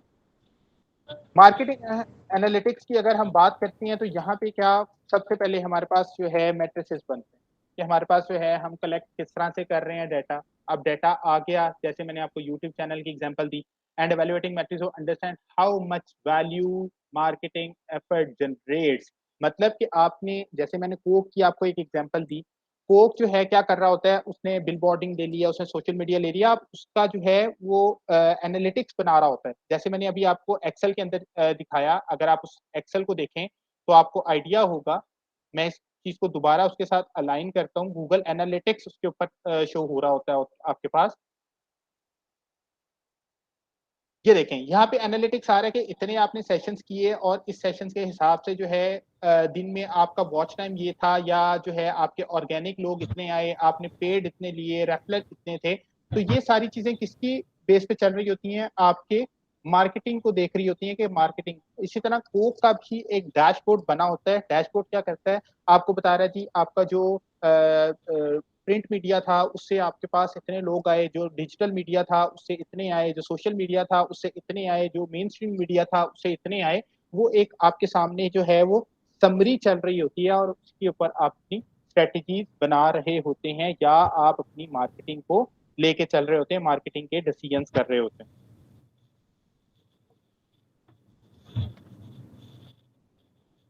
तो अगर हम यहाँ पे बात करें कि आपने देखा कि आपके पास एड डिजिटल मीडिया या सोशल मीडिया को हम किस तरह से यूज़ कर सकते हैं। डाटा कलेक्शन मेथड्स किस तरह से यूज़ कर सकते हैं। अब डाटा कलेक्शन मेथड में जैसे मैंने आपको बताया कि आपने जो है आजकल जो है रिव्यूज़ की बेस के ऊपर, आजकल लोगों के कमेंट्स की बेस के ऊपर उनकी बेस के ऊपर सबसे बेहतरीन मार्केटिंग स्ट्रैटेजी आपकी कस्टमर के रिव्यू के ऊपर बेस कर रही होती है। टेक्स्ट के ऊपर बेस कर रही होती है कि टेक्स्ट किस तरह से जो लोग कह रहे हैं उसकी इमोशंस क्या हैं, वो इस प्रोडक्ट के बारे में क्या कह रहे हैं, वो इस सर्विस के बारे में क्या कह रहे हैं, उसमें से इंसाइट्स निकाले जाते हैं और उसकी बेस के ऊपर आपकी मार्केटिंग स्ट्रेटजीज बनाई जाती हैं और ये सारी चीजें आपकी आती हैं मार्केटिंग एनालिटिक्स के अंदर। अच्छा जी, अब इसके ऑब्जेक्टिव्स क्या हैं कि आपने कैंपेन को किस तरह से बेहतर करना है। अब वो कैंपेन कहाँ से बेहतर होगी, जब आपके पास फीडबैक होगा, जब आपके पास जो है कोई चैनल आपने बनाया होगा, लाइक आप फेसबुक के ऊपर जो है आपका पेज है, वहाँ पे आप लोग आपके जो है वो कुछ पॉजिटिव रिव्यूज करते हैं, कुछ नेगेटिव रिव्यूज करते हैं। आपके अपने जो है वेबसाइट्स हैं जहाँ पे आके लोग पॉजिटिव कमेंट्स भी कर रहे हैं, नेगेटिव कमेंट्स भी कर रहे हैं। तो आपने उनके पॉजिटिव कमेंट्स की बेस के ऊपर भी देखना है कि कौन सी डोमेन जो है हमारी ज्यादा स्ट्रांग है, और नेगेटिव बेस पे देखना है कि लोगों को क्या प्रॉब्लम्स आ रही हैं ये हमारी प्रोडक्ट या सर्विस को यूज करते हुए। इसके बाद जो है एक्सपेंसेस को रिड्यूस किया जाता है। अब अगर आप पुरानी मार्केटिंग स्ट्रेटजीज को देखें तो वहां पे आपको बहुत ज्यादा इन्वेस्टमेंट करनी पड़ती थी, लेकिन आजकल अगर आप देखें उसके कंपैरिजन में तो आपकी मार्केटिंग के ऊपर जो है एक्सपेंसेस रिड्यूस करते हैं, क्योंकि आपके पास डाटा पहले ही आ चुका होता है। आपको पता है कि सपोज अगर मैं डिफरेंट अपनी सिटीज के अंदर काम कर रहा हूँ और मुझे पता है लाहौर के अंदर जो मेरे कस्टमर्स हैं उन्होंने ये चीज लेनी ही लेनी है, तो क्या होगा कि आप उसकी मार्केटिंग इंटेंसिटी को रिड्यूस कर लेते हैं, इस वजह से आपके एक्सपेंसेस रिड्यूस करते हैं। और फिर फोरकास्ट करते हैं कि जैसे मैंने आपको बताया यहाँ पे ये जो फोरकास्टिंग वाला कॉन्सेप्ट आता है, जहाँ पे आपके आर्टिफिशियल इंटेलिजेंस और मशीन लर्निंग टूल जो है वो यूज किए जाते हैं और उसकी बेस के ऊपर प्रेडिक्टिव मॉडलिंग की जाती है। उसके लिए प्रेडिक्शन यूज की जाती है कि हमारा आने वाले सीजन के अंदर, सपोज हम सीजनल प्रोडक्ट की किसी की बात करते हैं, सर्दियों के कपड़े जो हैं वो इस मंथ से बिकना शुरू होंगे और इस मंथ तक बिकेंगे। अगर गर्मियों की बात करते हैं तो ये वाला स्टाइल जो है वो ज्यादा बिकेगा, ये वाला स्टाइल जो है वो कम बिकेगा। ये आपको आर्टिफिशियल इंटेलिजेंस जो है वो बता रही होती है, या मशीन लर्निंग के जो एल्गोरिदम्स हैं वो आपको बता रहे होते हैं कि किस तरह से आपने इसको बेहतर करना है। तो ये सारी चीजें आपकी आती हैं objectives of the marketing analytics. अब मार्केटिंग आप लोगों ने कर ली, आपने अपनी इन्वेस्टमेंट कर ली, पैसा लगा लिया। अब आप बात करते हैं सेल्स की। मार्केटिंग की बेस के ऊपर आपका अल्टीमेट टारगेट क्या है कि आप लोगों ने सेल्स निकालनी है, आप लोगों ने अपना रेवेन्यू जनरेट करना है। तो सेल क्या है, किसी भी चीज से पैसे लेना, किसी भी चीज के अगेंस्ट आप सर्विस दे रहे हैं, आप कोई सब सर्विस दे रहे हैं, आप किसी चीज को सप्लाई कर रहे हैं, किसी के सब सप्लायर हैं, किसी के आउटसोर्स कर रहे हैं किसी चीज को, हर चीज के अगेंस्ट आप अपनी पैसे जब ले रहे होते हैं तो वो आपकी सेल है। सेल आपकी एब्स्ट्रैक्ट भी हो सकती है, आपकी टेंजिबल भी हो सकती है। जब आप सर्विस अपनी स्किल को सेल कर रहे होते हैं तो आप जो है एब्स्ट्रैक्ट सेलिंग वाली साइड पे जा रहे हैं, एब्स्ट्रैक्ट सेल्स देख रहे होते हैं। तो वो लेकिन जब आप प्रोडक्ट वाली साइड पे जा रहे हैं तो ये सारी चीजें आपकी किसके साथ अलाइन कर रही हैं, इसका प्री रेक्विजिट क्या बनता है, अच्छी मार्केटिंग। अगर आपने अच्छी मार्केटिंग शोकेस अच्छा किया हुआ है, कंज्यूमर आपकी तरफ ज्यादा आएगा और आपकी सेल्स इंक्रीज करेगी। सेल्स इंक्रीज कब करेगी, ये आपकी फोरकास्टिंग भी बता रही होती है। जो मैंने आपको बताया, जब आप प्लानिंग के अंदर बात करें, मार्केटिंग की बात करें कि हमारा मार्केटिंग डिपार्टमेंट हमें बता रहा है कि इतने चीजें सेल होंगी, वो फोरकास्ट करके बता रहा है। उसके अंदर आपने टूल्स भी यूज कर लिए, और अगर वो होती है एक्चुअल बढ़ भी सकती है, एक्चुअल कम भी हो सकती है। वो डिपेंड करता है कि आपका सिनेरियो क्या चल रहा है।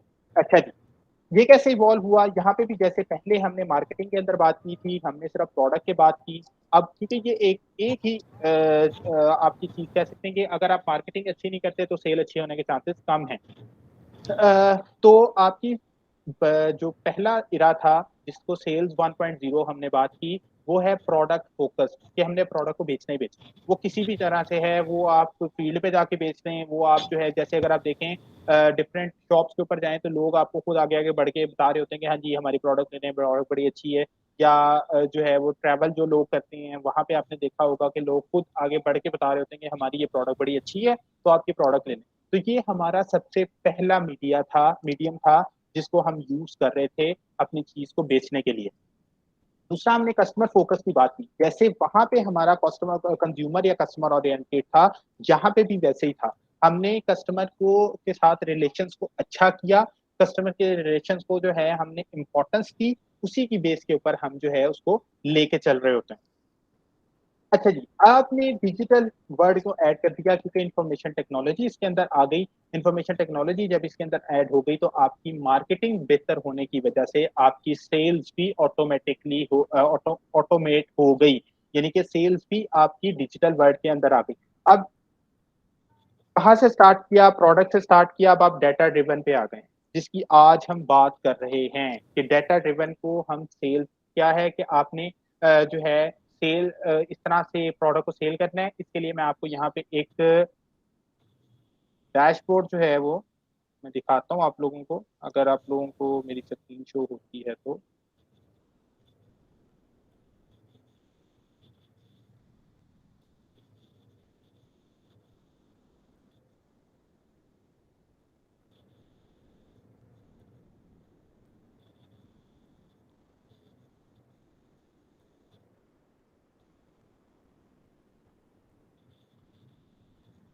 होपफुली आप लोगों को स्क्रीन शो हो रही होगी।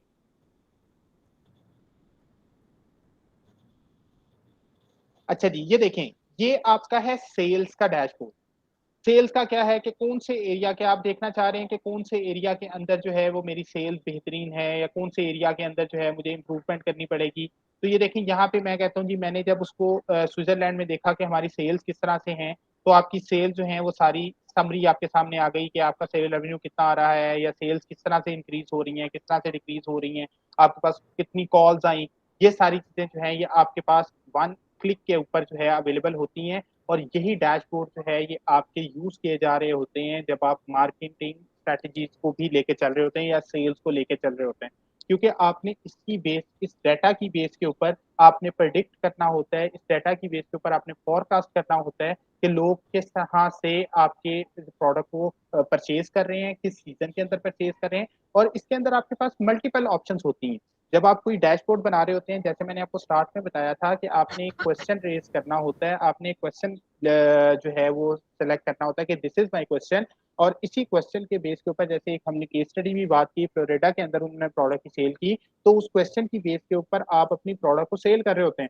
आपने प्रोडक्ट को जब सेल किया, आपने देखा कि इस सीजन के अंदर ये है, तो नेक्स्ट सीजन के अंदर इसके बढ़ने के चांसेस कितने हो सकते हैं। तो वहां पे हमारे क्या है, वहां पे हमारे एआई टूल जो है वो यूज किए जाते हैं। तो यहाँ पे आपके पास मल्टीपल ऑप्शंस हैं, यहाँ पे आप अपनी सेल्स को चेंज कर सकते हैं, यहाँ पे आप अपने प्रॉफिट को चेंज कर सकते हैं, और कितनी सेटिस्फेक्शन है, क्योंकि सेल्स का पहला टारगेट जो है हमारा, जैसे हमने एनालिटिक्स की बात की, तो हमारा टारगेट क्या था कि हमने अपने कस्टमर को सेटिस्फाई रखना है। जितना कस्टमर सेटिस्फाई होगा, सेल्स ऑटोमेटिकली इतनी इंक्रीज होती जाएगी। तो ये आपकी कस्टमर रिटेंशन और लॉयलिटी को शो कर रहा होता है।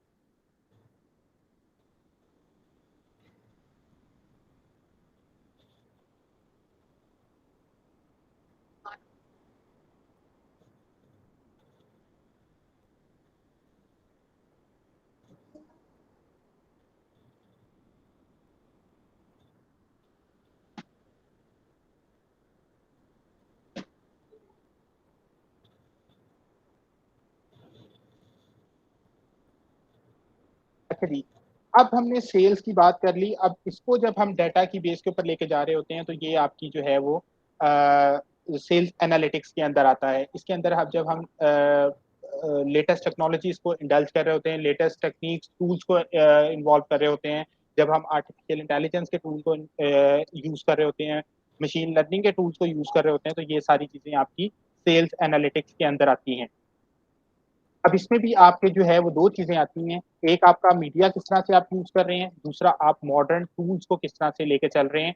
ये दोनों चीजें जो हैं ये आपकी सेल्स एनालिटिक्स के अंदर आती है। अब सेल्स एनालिटिक्स से सबसे पहले आप क्या कर रहे होते हैं, आपने डाटा देखना है, आपने चैनल देखना है। जैसे आपने मार्केटिंग के अंदर देखा था कि आपने एक चैनल को सेलेक्ट करना होता है, फिर कस्टमर को रिटेन किस तरह से करना है, आपने उस चीज को डिफरेंट स्ट्रेटेजीज के थ्रू देखना होता है। फिर सेल्स वॉल्यूम, जैसे अगर आप अमेजोन की बात करें, तो अमेजोन के अंदर आपके पास एक बहुत बड़ा चंक है, बहुत बड़ी डेटाबेस है, जिसको आप यूज कर सकते हैं, जिसमें बल्कि अमेजोन यूज भी कर रहा होता है। उसके डिफरेंट आपके पास टूल्स अवेलेबल हैं जो आर्टिफिशियल इंटेलिजेंस बेस्ड हैं, जिसमें सेलर टूल एक यूज किया जाता है, जिसमें क्या होता है कि सारे का सारा डाटा अवेलेबल है। अब जैसे ही कोई चीज, कोई कस्टमर आएगा, उसने कोई चीज परचेज करनी है, तो वो आपको रिकमेंड करेगा कि ये वाला जो आपका क्लाइंट है, सप्लायर है, ये बेहतर है, आप इससे चीज को परचेज कर सकते हैं। तो ये सारी चीजें आपकी आती हैं सेल्स एनालिटिक्स के अंदर। और इसके अंदर आपके अगेन यहाँ पे आपका जो मेन स्ट्रीम है वो आपके आर्टिफिशियल इंटेलिजेंस और जो आपकी लेटेस्ट टेक्नोलॉजी है उसका यूज आता है। ठीक है, यहाँ पे जैसे हमने ऑब्जेक्टिव बात की थी, यहाँ पे हम कुछ मैट्रिसेस की बात कर रहे होते हैं कि किस बेस के ऊपर हम इसको सेलेक्ट कर रहे हैं, किस बेस के ऊपर हमने कौन कौन से जो है हमारे केपीआई सेट हुए हुए हैं। केपीआई अगर हम ठीक सेट करते हैं तो उसकी बेस के ऊपर हमारा एनालिसिस ठीक होगा। तो यहाँ पे मैं आप लोगों के सामने एक केपीआई का जो है डैशबोर्ड वो शो करता हूँ कि केपीआई किस तरह से हम चेक कर सकते हैं बेस्ड ऑन आर डाटा।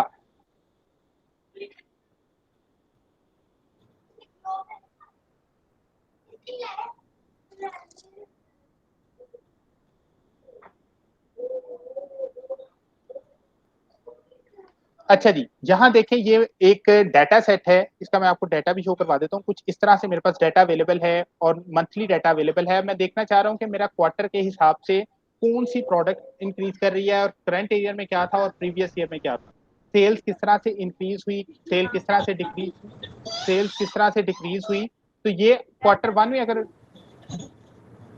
में अगर देखें तो आपके पास जो है यहाँ पे सेल जो है ये प्रॉब्लमेटिक एरिया था, ये इंडिकेट कर रहा है आपको दिस इज द केपीआईज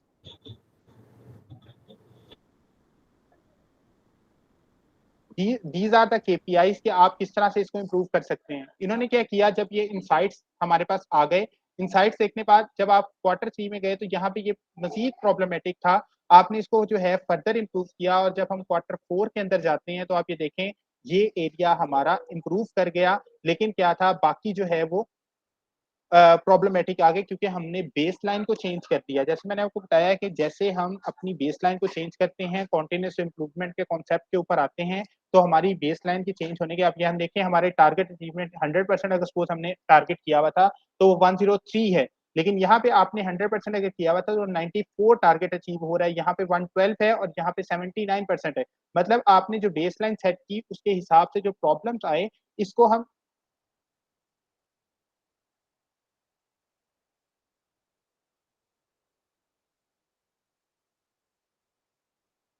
आप लोगों को स्क्रीन शो हो रही है मेरी? Can you please confirm?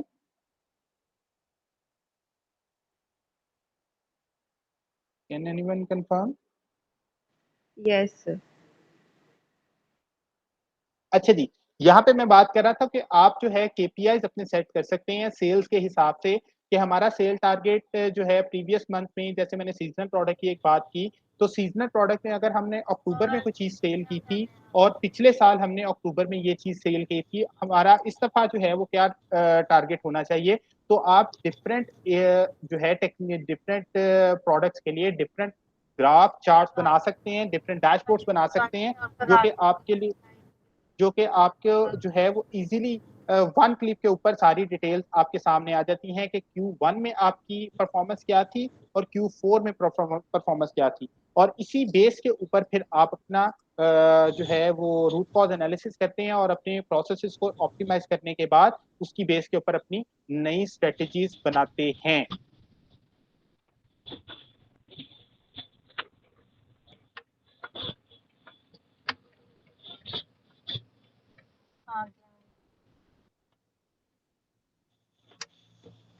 ठीक है, यहाँ पे आप देखें कि आपने डिफरेंट अपने मैट्रिसेस बना लिए कि लाइक ग्रोथ कितना से थी, टारगेट्स क्या थे, रिप्रेजेंटेटिव हिसाब से बना सकते हैं कि कौन कौन रिप्रेजेंटेटिव था, आप अपने डिस्ट्रीब्यूशन एरिया के हिसाब से बना सकते हैं, किस रीजन में आपकी सेल सबसे ज्यादा हुई, सेल थ्रू रेट क्या था, सेल पर प्रोडक्ट या सब कैटेगरी के हिसाब से जो है वो डिफरेंट मैट्रिसेस बनते हैं और ये मैट्रिसेस जो है वो आपके रिपोर्ट की बेस के ऊपर होते हैं या आप अपनी डिसीजन मेकिंग के ऊपर होते हैं कि आपने किस एरिया को टारगेट करना है। जैसे मैंने अभी आपको एक डैशबोर्ड दिखाया जिसके अंदर आप देख सकते थे कि आपने डिफरेंट एस्पेक्ट्स के लिहाज से सेम मंथ का कंपैरिजन किया हुआ था। अगर आप आज देखें तो आज जो है वो इलेक्ट्रिसिटी बिल जो है या यूटिलिटी बिल जो हैं वो कंपेयर किए जाते हैं कि लास्ट ईयर जो है इसी मंथ के अंदर आपका जो बिल था वो ये था, यूटिलिटी बिल ये था, और इस साल जो है यूटिलिटी बिल ये है। तो इस बेस के ऊपर आप एक कंपैरिजन जनरेट कर रहे होते हैं और अपनी फोरकास्ट कर सकते हैं कि नेक्स्ट ईयर जो है मैं ऊपर जाऊंगा या नीचे जाऊंगा, मैं ऊपर जाऊंगा या नीचे जाऊंगा। तो ये सारी चीजें जो है ये आपके मैट्रिसेस के अंदर आती हैं। अच्छा जी, अगर हम बिजनेस एनालिटिक्स की बात करें तो यहाँ पे कुछ मेन टेक्निक्स हैं, जैसे डाटा माइनिंग की बात की तो डाटा माइनिंग के अगर हम बात करें तो डाटा को एक्सट्रैक्ट करने के बहुत ज्यादा वेज हैं। आपके पास जो है कुछ प्राइमरी हैं, आप खुद डाटा कलेक्ट कर सकते हैं, और कुछ सेकेंडरी होते हैं कि अवेलेबल डाटा को आप किस तरह से यूज कर सकते हैं। अवेलेबल डाटा को यूज करने का मतलब क्या है कि आप किस तरह से मैक्सिमम इंसाइट्स निकाल सकते हैं, मैक्सिमम इंसाइट्स जो है वो यूज कर सकते हैं अपने डाटा को बेहतर।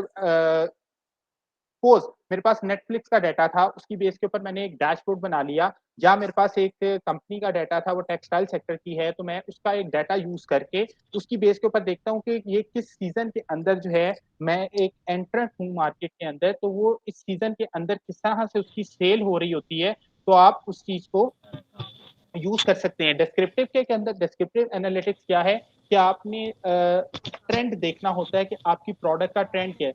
फिर डायग्नोस्टिक एनालिटिक्स की जब हम बात करते हैं तो डायग्नोस्टिक एनालिटिक्स आपकी रूट कॉज होती है कि आप उसको किस तरह से रूट कॉज को कैसे एक्सट्रैक्ट कर सकते हैं based on your data.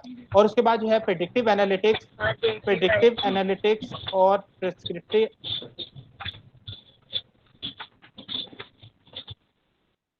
Predictive analytics की जब बात की जाती है तो वो आपके एआई टूल की, जो हम फॉरकास्टिंग की जो बात कर रहे होते हैं, हम जो फ्यूचर प्लानिंग की बात कर रहे होते हैं, तो वो सारी आपकी प्रेडिक्टिव एनालिटिक्स के अंदर आ रही होती है। और जब हम बात कर रहे होते हैं प्रिस्क्रिप्टिव एनालिटिक्स की, तो ये आपने जो इनसाइट्स इन सारी चीजों से निकाल ली है, उसकी बेस के ऊपर जो आप ऑप्टिमाइजेशन कर रहे होते हैं, वो सारी आपकी प्रिस्क्रिप्टिव एनालिटिक्स के अंदर आती है।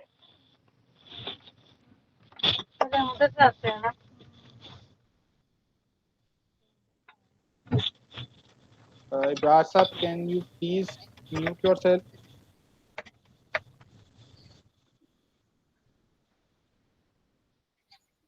अच्छा जी, स्टेजेस क्या हैं? स्टेजेस 3 स्टेजेस होती हैं जब भी हम बिजनेस एनालिटिक्स की बात कर रहे होते हैं।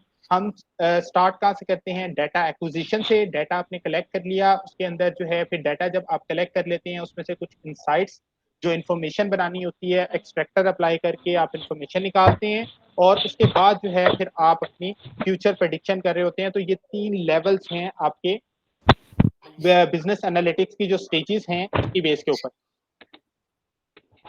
टाइप क्या आती हैं? टाइप ये आप जरा गौर से समझिएगा, it is very important slide. इसके अंदर क्या है कि बिजनेस प्रॉब्लम कहाँ से आती है कि आपने कस्टमर का एनालिसिस किया। अब कस्टमर का एनालिसिस कैसे होगा? आप मार्केटिंग करेंगे, आप मार्केट सर्वे करेंगे, मार्केट के ट्रेंड्स को देखेंगे कि मार्केट किस तरह से है, उसकी बेस के ऊपर आप कस्टमर निकालेंगे। फिर आप उसमें से एनोमलीज देखेंगे कि आपने कौन कौन सी प्रॉब्लम्स की, कौन कौन से एबनॉर्मल एरियाज थे, या कौन कौन से जो है वो ऐसे एरियाज थे जिसके ऊपर आपकी इंप्रूवमेंट की जा सकती है। उसकी बेस के ऊपर आप क्या करते हैं? फ्रॉड डिटेक्शन की जा सकती है। ये सारी बिजनेस प्रॉब्लम्स हैं।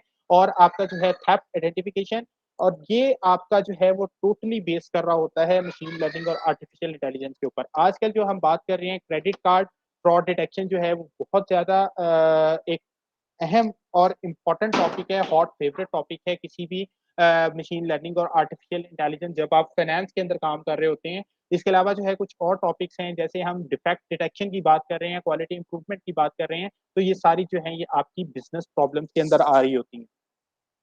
अच्छा जी, अब role of information in the decision making, business decision making क्या है? स्टेटस आपने देखना है, पहले आपका क्या है, करंट सेल्स क्या है जो कि आपको डाटा की बेस पे मिलती हैं। फिर आप उसकी बेस के ऊपर प्रेडिक्शन किस तरह से कर सकते हैं अपनी सेल्स की। जैसे हमने अभी मैंने आपको एक डैशबोर्ड दिखाया। डैशबोर्ड के अंदर हम ये चीज देख सकते हैं कि हमारी अगर करंट में ये है, इस मंथ हम ये काम कर रहे हैं, तो नेक्स्ट ईयर हम किसको किस तरह से बेहतर कर सकते हैं। उसकी बेस के ऊपर आपकी मार्केट एनालिसिस, मार्केट एनालिटिक्स जो है वो आपका जो है एक अहम, आपका जो पॉइंट, पहला पॉइंट होता है इंफॉर्मेशन का, वो आपका मार्केट एनालिसिस होता है। और उसके ऊपर ही आप कस्टमर की असेसमेंट करते हैं, कस्टमर को क्या चाहिए, और इसके ऊपर डिफरेंट जो है वो टेक्निक्स और मेथड्स अप्लाई किए जाते हैं। और उसके बाद क्या होता है कि आप अपने कस्टमर की सेटिस्फेक्शन को चेक करने के लिए, क्योंकि क्लोज लूप की हम बात कर रहे होते हैं, क्लोज लूप के लिए आपको कस्टमर जो है उसका फीडबैक बहुत जरूरी होता है। तो उस फीडबैक की बेस के ऊपर हम डिसीजन मेकिंग कर रहे होते हैं। तो इसके अंदर जो है, जैसे मैंने आपको लास्ट स्टार्ट में बात की थी कि हम बात कर रहे होंगे कुछ टूल्स के लिए, तो यहाँ पे जो मेजर टूल्स हैं उसमें हमारी आर लैंग्वेज जो है वो यूज़ की जाती है। उसके बाद हम पाइथन लैंग्वेज यूज़ करते हैं अपने डाटा विजुअलाइजेशन के लिए, प्रॉब्लम आइडेंटिफिकेशन के लिए और प्रेडिक्टिव मॉडलिंग के लिए। उसके बाद जो है एक्सेल, ये सब लोग यूज़ कर रहे होते हैं, लेकिन हम लोग इसको as a machine learning tool भी यूज़ कर सकते हैं। इसके बाद हमारे पास टैबलू है, जो मैंने अभी आपको एक टैबलू डैशबोर्ड दिखाया, और उसके बाद जो है पावर बीआई यूज़ किया जाता है। आजकल ये इवॉल्व हो रहा है मार्केट के अंदर पावर बीआई का यूज़। और at the end click viewer, ये क्लिक व्यू जो है, और ये जो लास्ट 3 हैं, ये तीनों के तीनों डेडिकेटेडली जो है आपके विजुअलाइजेशन और प्रेडिक्शन के लिए यूज़ किए जाते हैं। प्रेडिक्शन के लिए यूज़ किए जाते हैं। ठीक है। इसके अलावा हमारे पास बहुत ज़्यादा सॉफ्टवेयर अवेलेबल हैं जिसको हम यूज़ कर सकते हैं। कुछ पेड हैं और कुछ जो है वो फ्रीवेयर भी हैं, लेकिन इसमें से दी बेस्ट सॉफ्टवेयर जो हम जिसको कह सकते हैं वो आपके फर्स्ट 2 सॉफ्टवेयर हैं या लैंग्वेजेस हैं जिसको हम किसी भी आप विजुअलाइजेशन के लिए यूज़ कर लें, या आप जो है प्रेडिक्टिव मॉडलिंग के लिए यूज़ कर लें, या प्रिस्क्रिप्टिव मॉडलिंग के लिए भी आप इसको यूज़ कर सकते हैं। एट द एंड हम बात कर रहे होते हैं, बात करेंगे कंपैरेटिव एडवांटेजेस क्या हैं कि आपकी ऑपरेशनल एक्सीलेंस इंप्रूव करती है। जब आप बिजनेस एनालिटिक्स की टेक्निक्स को यूज करते हैं तो इसकी वजह से आपकी ऑपरेशनल एक्सीलेंस एफिशिएंसी इंक्रीज होती है, जो कि एक्सीलेंस की तरफ आपको लेके जाएगी। आपका कस्टमर एक्सपीरियंस बढ़ता है, रिटेंशन बढ़ती है, लॉयलिटी बढ़ती है, आपका जो है कंसर्न ऑफ द कस्टमर जो है वो ज़्यादा बेहतर होता है, क्योंकि क्लोज लूप है और इसके अंदर आपका फीडबैक भी एक इम्पॉर्टेंट होता है कंटिन्यूस इंप्रूवमेंट के लिए। आपकी जो है एनालिसिस बेहतर हो जाता है। आप जो है, जैसे मैंने आपको स्टार्ट में बात की कि आपकी कॉस्ट कम हो जाती है जब आपके पास डाटा ज़्यादा आना शुरू होता है। ठीक है। आपकी फोरकास्टिंग बेहतर हो जाती है। फोरकास्टिंग क्यों बेहतर हो जाती है? आप अगर 10 साल का डाटा डालेंगे, आप 5 साल का डाटा डालें, 4 साल 2 साल का डाटा डालें, 1 साल का डाटा डालें, तो जैसे-जैसे आपके नंबर ऑफ ईयर्स बढ़ते जाएँगे, आप उसकी बेस के ऊपर ज़्यादा close to the actual predict कर सकते हैं कि हमारी इस जो टाइम है इसके अंदर सेल ज़्यादा होगी और इसमें मार्केटिंग टेक्नीक हमें स्ट्रेटजी कौन सी यूज़ करनी पड़ेगी। बेटर कंप्लायंस एंड गवर्नेंस होती है, आप इसको लुक आफ्टर ज़्यादा अच्छे तरीके से कर सकते हैं, आपकी लीडरशिप ज़्यादा बेहतर हो सकती है और आपके पास इनोवेशन की अपॉर्चुनिटीज़ ज़्यादा होती हैं। This is from my side, thank you for your patience. अगर किसी का कोई कमेंट है, किसी का कोई पॉइंट है इस पर, तो you are most welcome. Thank you very much Abdul Hannan for your great session. एक सवाल मेरे पास आया हुआ है व्हाट्सएप पे, एंड दैट इज के एक professional and he is asking that what is the impact of business analytics across the different departments. क्योंकि हमारे पास जो प्रोफेशनल्स हैं, आई बिलीव इस सेशन के अंदर भी कुछ एकेडमिक इंस्टीट्यूशन से हैं, कुछ एचआर से हैं, कुछ सप्लाई चेन से हैं, कुछ क्वालिटी से हैं। And at the end of the day आप इस पूरे एलिमेंट को किस तरीके से देखते हैं? Like does business analytics tend to cater all of these elements in one nutshell? Exactly. For that, to clear this confusion, I have dashboard. Just give me 1 second, जिसके ऊपर आप एक डैशबोर्ड के ऊपर ये जो जितनी भी आपने बातें की वो वन विंडो के ऊपर आपको शो हो रही होंगी। Just give me 1 second, I am just showing you.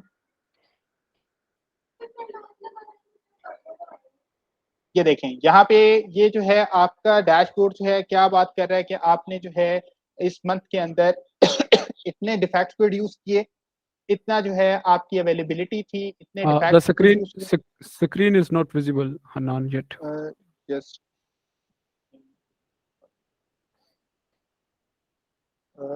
is it showing now? Yes.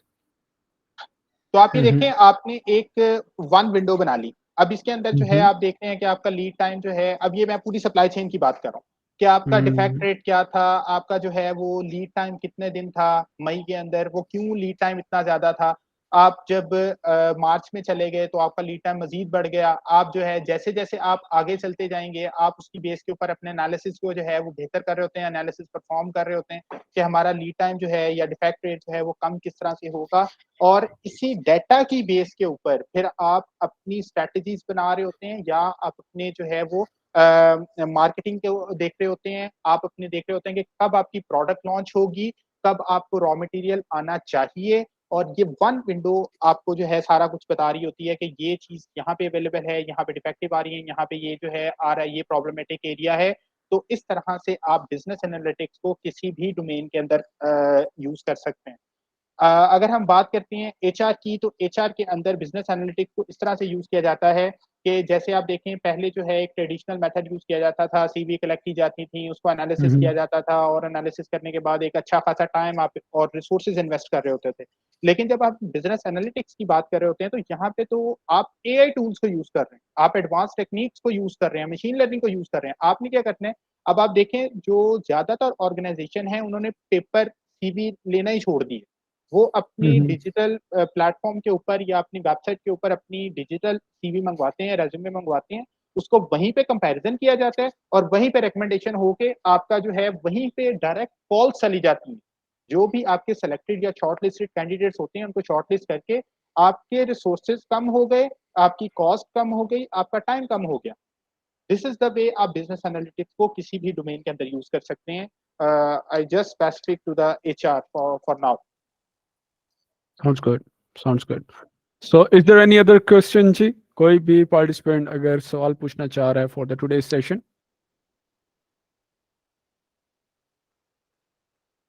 All right. So, I think this is it, ji. Thank you very much, Hanan, for your time today. और there is one announcement for all the participants. आप सबकी जो attendance है इस session की ये mark हुई है, और हमने इस business analytics की series को 7 master classes पे divide की है. So those of you who are going to attend all of those 7 master classes, they will also get accredited certificate by Skill Development Council Canada upon the last class. और इसके अलावा आपको हर individual class का accredited certificate receive होगा. So after this specific meeting, I would request all of you that to get in contact with either of our team member, and you will be added into our dedicated business analytics group ताकि आप further update से आपको update मिलती रहे, जो कि हमने plan किया हुआ है। और हर संडे पाकिस्तानी टाइम के मुताबिक 8 बजे इस सेशन को हम लीड करेंगे, and this session is of great importance for all of you, and I believe it is going to add humongous value in your professional as well as personal life as well. So thank you very much, everyone. See you in the next session on Sunday at 8 p.m. जिसके अंदर हम business analytics की एक different dimension को discuss करेंगे. So thank you everyone.